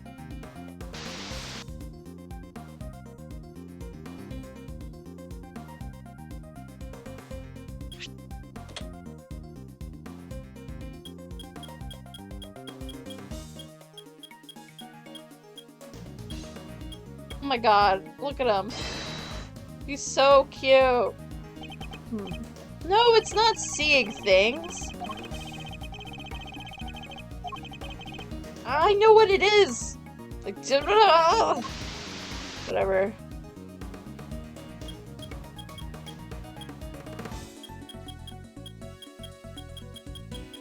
I know what this is. God, that is the cutest little creature ever. You should be able to see what that is, Miles. I'm disappointed in you. Zoom out, actually.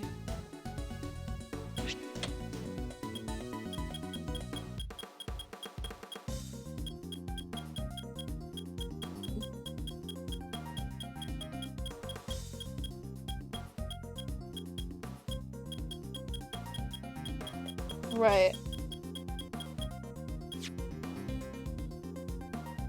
Oh, damn it.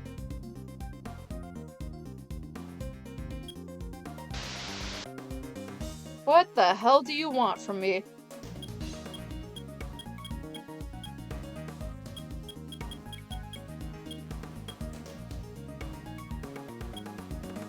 Whoa, okay. Yeah, play that again. I think,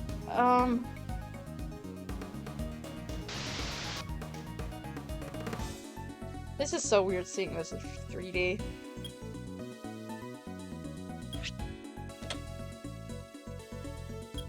Oh, look at that little guy. You're so cute. You're so, so cute. Sir, look! I suspect we may have made a critical error of judgment. What we're looking at here is no dog. This animal is a bear. It's our polar bear friends. It's not a dog, it's a bear. What? So the paw prints from the photo I took are not canine, but ursine. That's so cute. A bear. So that could mean... Yes, I think it could. After all, who else do we know with such a pet? We had assumed that it was Knight in the security footage. Well, it was his cell. It's hardly a crazy theory. Perhaps, but now that we know the hole under the bed, it's no longer the only possibility. Whoever had access to the tunnel could have very well be the one that caught him on camera. And who was that, Mr. Edgeworth? Would you care to tell the court who you believe this person to be? It is our guy, Mr. Rocco, with his bear, Mr. Teddy. I believe I know who our guard in disguise is. It is none other than Rocco Carcerto, the prisoner who recently escaped from this facility. I confided him because he was assigned to the polar bear cub as his companion. But the bear in that video is all in black! Indeed, and we'll have evidence that explains why. It's because of the dirt. It's because of the dirt. I think it might be because of the dirt. Take that! No! Stop! Call me a dum-dum, but... Koi? Koi? How does that even work, Miles Areno? Indeed, to enlighten us. You don't need to tell me. I already know the answer.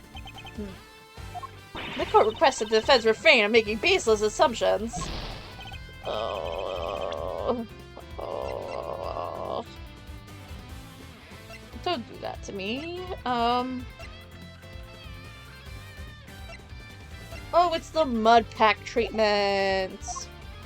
Mr. Carcerto's bear. Mr. Sock could have given out. Yes, yeah. Indeed, and the nature of that treatment may well hold the key. Your Honor, I would like to present another piece of evidence. Very well. May the goddess of judgment guard you. Alright, it's that. It's the mud pack treatment. I was thinking the line of he went through the tunnel and therefore got really dirty, and that's why he looks disgusting, even though he's like a cute little bear, and that's why he's a completely different color, but I guess not. Recall, if you will, Mr. Frank Sod's testimony. That's the rubber glove I dropped. Would you care to explain why it's so dirty? Oh, of course. That's the mud from one of the pet treatments I've been practicing. I've been giving one of the animals a little mud pack right when the incident happened. I see. Around what time would that have been? Let's see. I'm not reading this again.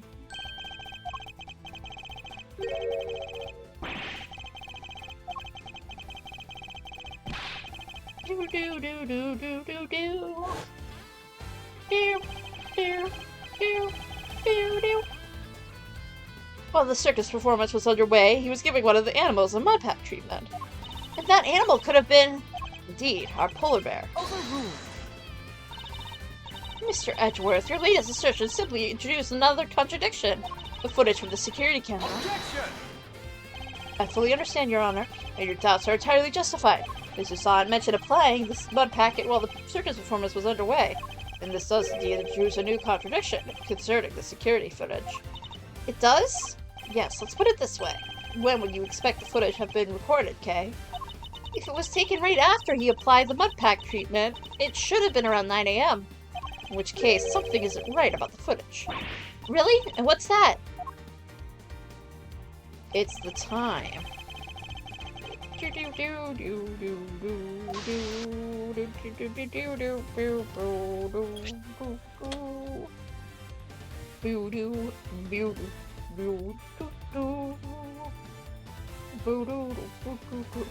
that!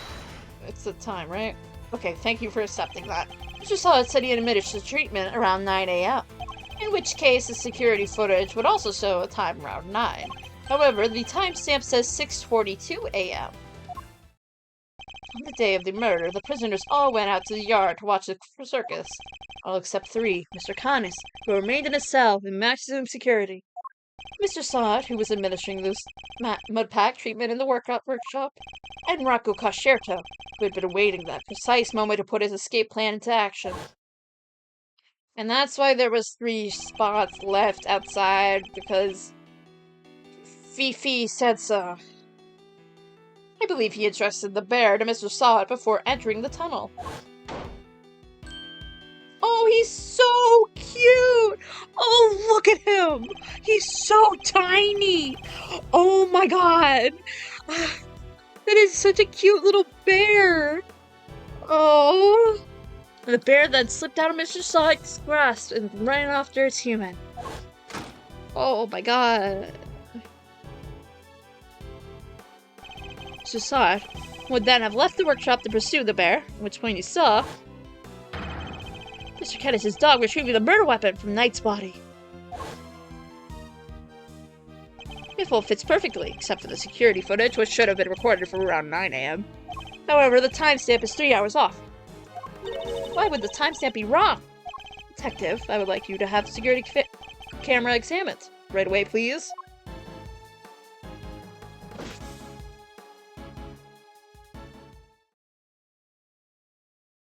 I'm back, sir. Stuck to the guards and... Seems like the time codes should slip on these cameras if they lose power. What? They're pretty old, sir. This clock stops when the power's off. Which would mean the power was off for approximately 3 hours at some point. That's not all, sir. Remember how the knight denied stealing the keys? No one believed him, considering, well, you know, he seemed like kind of like the only suspect. Turns out that wasn't all he said. He also said he was knocked out cold, just like the other guy. This might not necessarily have been a lie. Darlings, there you all are. Hi, Fifi. How goes the investigation? Is there anything I could do to help things along? Actually, there might be something we could do for you, warned Lagarde. That escaped me, Mr. Concerto. I believe he may still be on the premises. He is disguised as a guard. He has proof, should you need it. We are reasonably certain that the person captured on this tape is our man. But if I am correct, he might also be right here in the room with us now.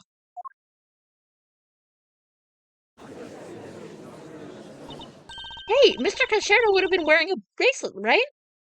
Yes, a bracelet that could easily be hidden under the sleeves of his stolen uniform. Furthermore, the doors out of the prison proper don't have these sensors that detect if the bracelet's installed. So if he avoided doors with sensors, he could simply wait for an opportunity to finally make his escape. Well, yes, I suppose he could. He'd just have to avoid the workshops and the cells and... Oh my. He's one of you, isn't he? He's here right now! Oh my god, he's so cute. He's so freaking cute. He's so cute. Oh my god. Oh my god. Okay, everyone needs to look at this right freaking now. Look at this little creature. Oh my god. That is the cutest little fellow ever. Oh my god. I love Teddy so dearly. Teddy is the best boy. Look, it's Teddy. Oh. Oh. Hey, pause off! Get your mitts off of me, you big pluker! Thank you, Teddy. Very kind of you to confirm our suspicions. Take it, kid. If it wasn't for you, I'd, What a thing it is to be loved, huh, Mr. Concerto? I'm almost envious. Guards, apprehend this man! A moment, if you will. I have some questions for our would-be escapee. If we were to learn the truth, I would need to speak with him. With your permission, of course. I can hardly say no now, can I? Well, come on then, hit me with your best shot. Your big shot. Just like Spamton. Gee, Spamton. Did you guys know it's Undertale's birthday right now? Today. It's its 9th anniversary. Which is very exciting. Very, very exciting.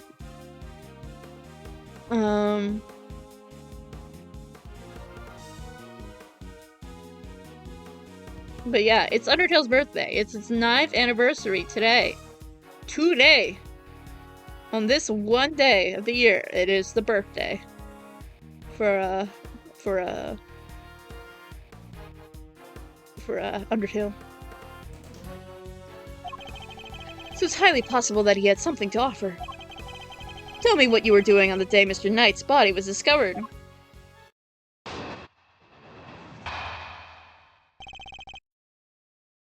So it was you guys, huh? You're the ones who found my secret gateway tunnel. You know how long it took me to dig that freaking thing? I had me guard's uniform, the hole dug, a plan in place, so I went forward on the day you found the guy. But then this little guy just had to come up right after me. The sack of fur was covered in mud too. Had to go back to our cell. But I got away with it if someone had an off night and brought you bums down here.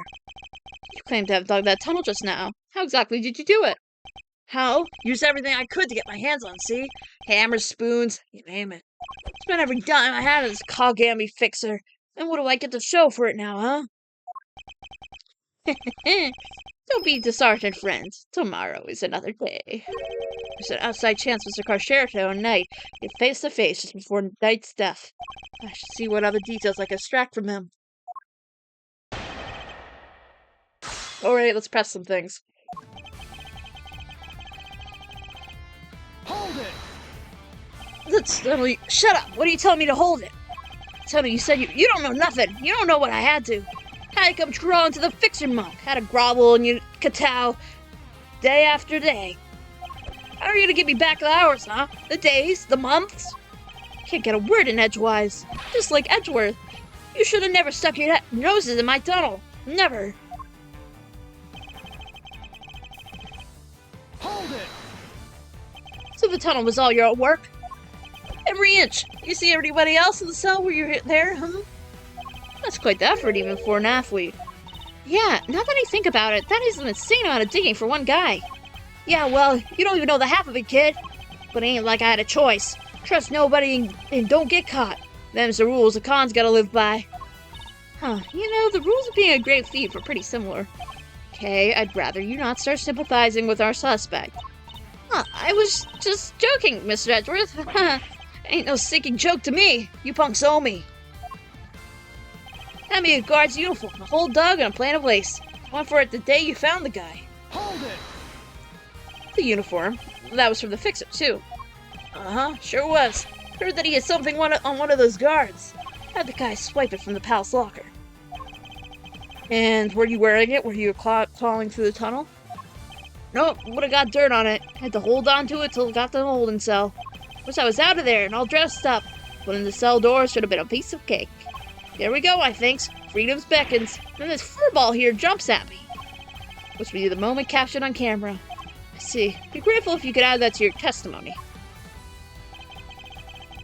And all dressed up, but in the cell's door should have been a piece of cake. So you had the keys. Objection! Claim that leaving the holding cell would have been a piece of cake, as you put it. Yeah, you got a problem with that? Because we could make it a problem if you catch my drift.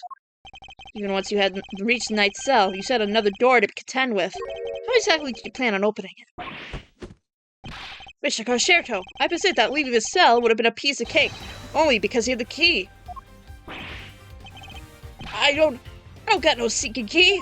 I didn't need one. It was a piece of cake because the door was open. I walked right out. Objection! Yes, I suppose Knight's cell was vacant by that point. There would have been no reason to lock it. And it was indeed unlocked when I went to examine it for myself. So perhaps when you finally succeeded today, it was unlocked because it was after the murder. But you had attempted to escape previously. Yeah, the security footage shows when you tried and failed because Teddy caught you. Which was during the circus performance, before the body was discovered. The holding cell was still locked at that time. No one knew Knight had been killed yet. Therefore, you must have had the key to his cell on you. Without it, your escape would have not been possible. Are you saying? We really have? I believe we could, yes. The theft of the keys was in fact perpetrated by none other than Mr. Concerto. He's the one who attacked the guard. Whoa. But not just any guard. Knight, too. All to gain possession of the guard's keys.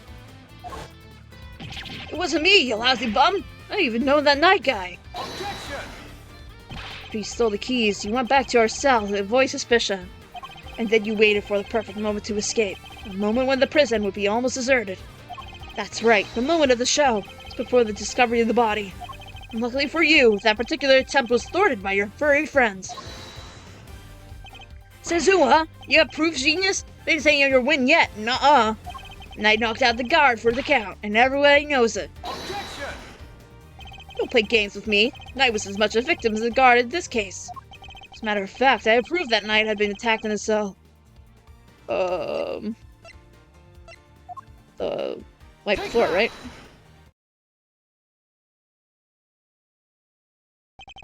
Found traces of Knight's blood on the cleanly wiped floor of his cell. What could possibly explain such a thing other than him having been attacked? It was you who attacked him. You ambushed the both of them and stole the keys. Why, I oughta... What's with you, huh? That newspaper wiped the blood up good. Ain't no way you should have found it.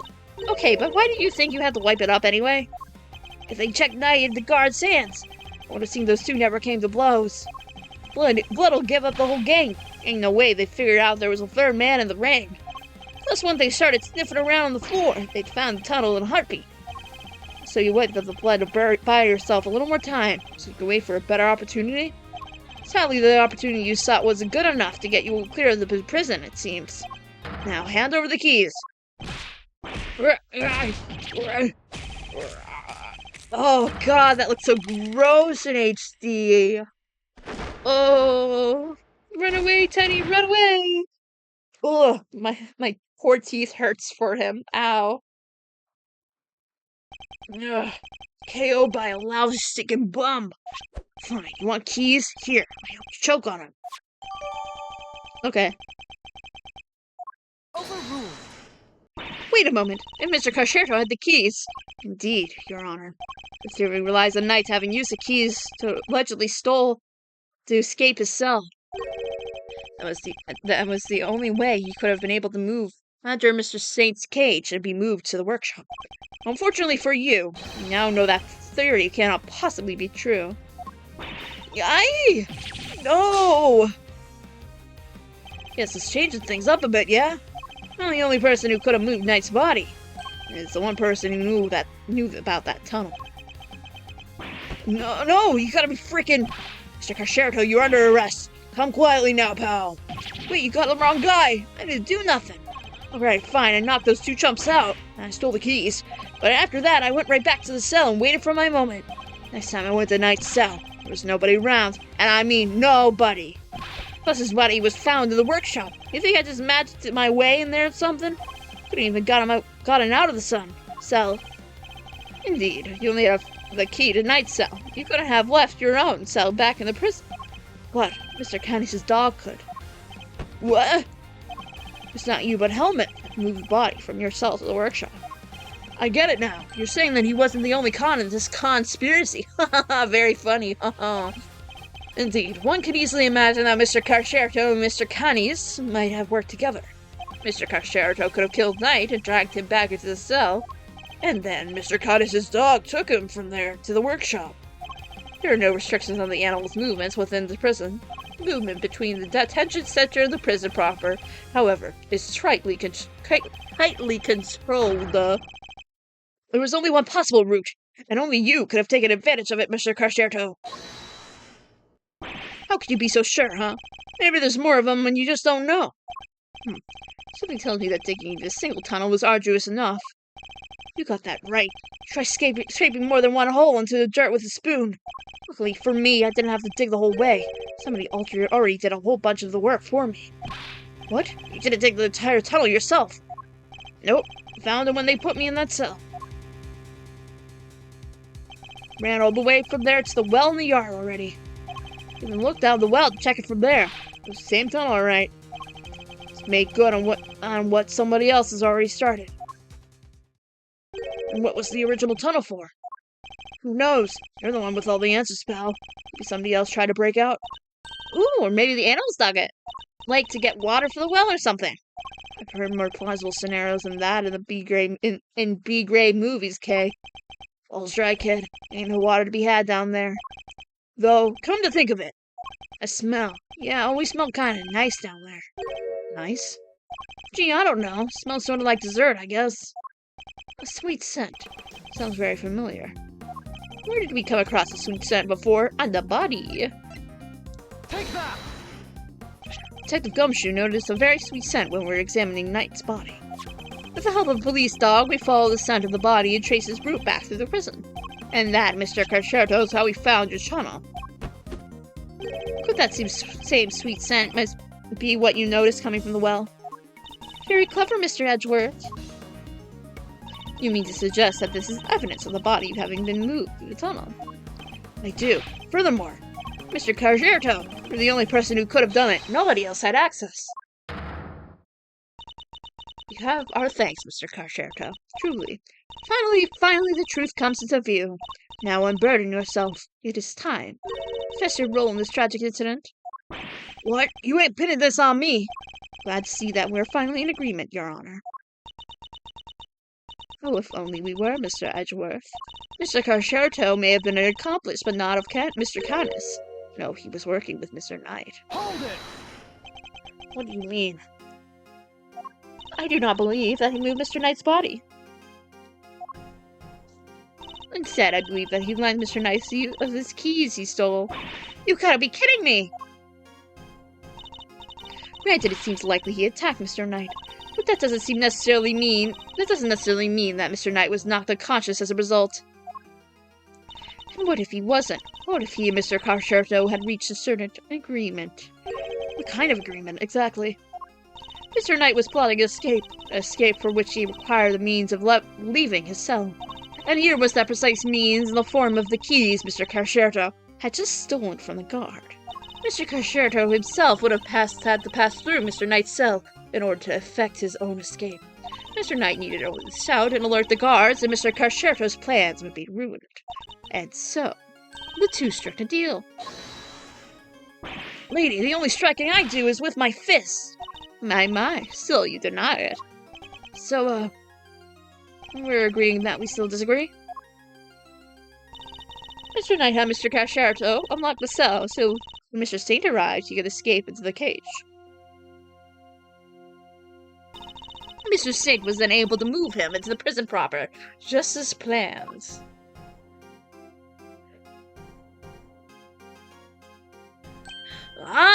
And then he took Mr. Knight into the workshop and did the dirty deed. Objection! I mean, were neither of you listening? The sense of Knight's body proves that it was taken through the tunnel.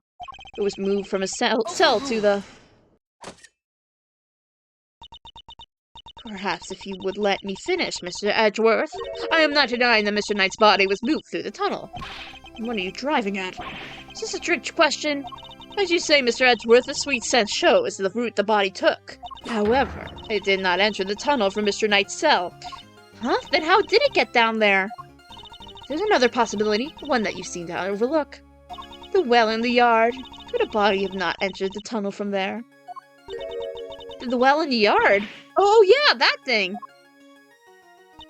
Mr. Saint did not take the cage to the workshop, he took it outside. There, he killed Mr. Knight and threw the body into the well.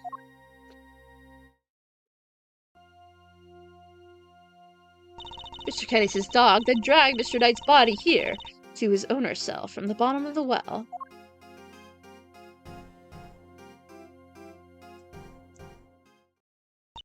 On that note, I would like you to recall something. What was happening in the yard at the approximate time of the body's discovery?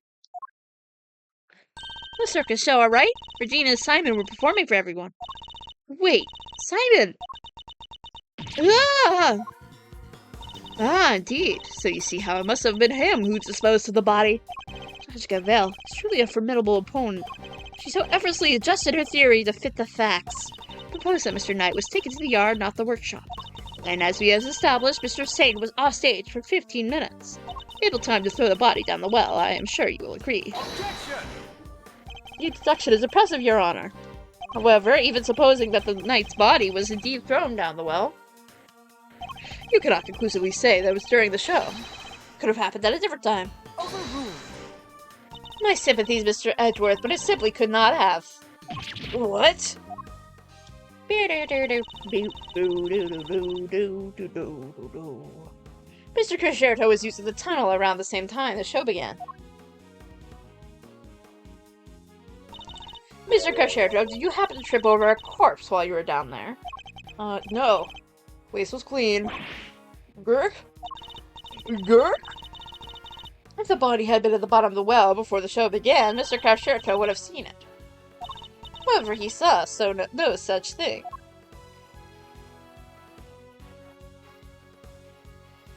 Which makes it somewhat difficult to support your theory. Furthermore, Mr. Knight's body was discovered in the workshop after the show. In summary, the body must have been thrown down the well and moved to the workshop at some point during the show. Tell me, who else could have done that but Mr. Saint? No. What do we do, Mr. Edgeworth? The body did indeed enter the tunnel from the well. Things don't look good for Mr. Saint. Your Honor, your theory is still just that, a theory. And I posit that you lack the evidence to back it up. I can see that. For the moment, I do not. May I suggest that we investigate the yard again? Very well. May the goddess of justice go with you. Now then, to the yard. Perhaps we can finally put this case to rest. Oh my god, Eustace, right? Hi. Hi. Hey, Eustace. Hi. We don't need to talk about the sound. I just want to look at Eustace real quickly. I'm gonna zoom in. Look at Eustace, the silly fellow. He's so silly. He's such a silly Billy. A Billy silly. What was that sound? Something happened, clearly. Yikes! Is there a fire? Someone else escaped? Should we maybe skip town too? Darlings, please. There's nothing to be alarmed about. By which I mean that's not an alarm. It's a dinner bell. Though I suppose it's rather alarming if you aren't used to it. It certainly scared the heck out of me. So sorry, Sweet Pea. I hope you can forgive us. Alright, you two, back to your post. Chop chop.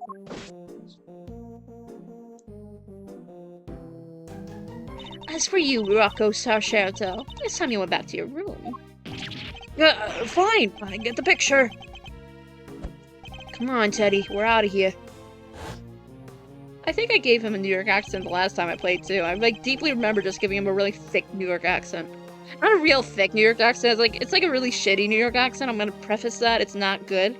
But I think I did give him that. I think that's what I did. I didn't do that the last stream, but I think that is what I did when I played this the time before, 2 years ago. Warden Lagarde. We'd like to take one more look around the yard now. Oh, darling, so you have homes of your own to go to. Visiting hours are over, I'm afraid. Tomorrow, No, it's imperative that we investigate it right away. I think we've had quite enough excitement for one day, don't you? Murderers, escapees. So eventful. It's time our guests went home for Betty Buys, isn't it? Yes. Yes, it is. Come on now, darling. Don't make me bore you with all that. I'm a warden. This isn't order nonsense. Warden Lagarde is right. Her word is law here, and we must respect her wishes.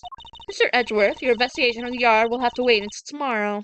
You may keep your badge for now. The matter of your standing can wait. Bid you all good day. Bye, Fifi.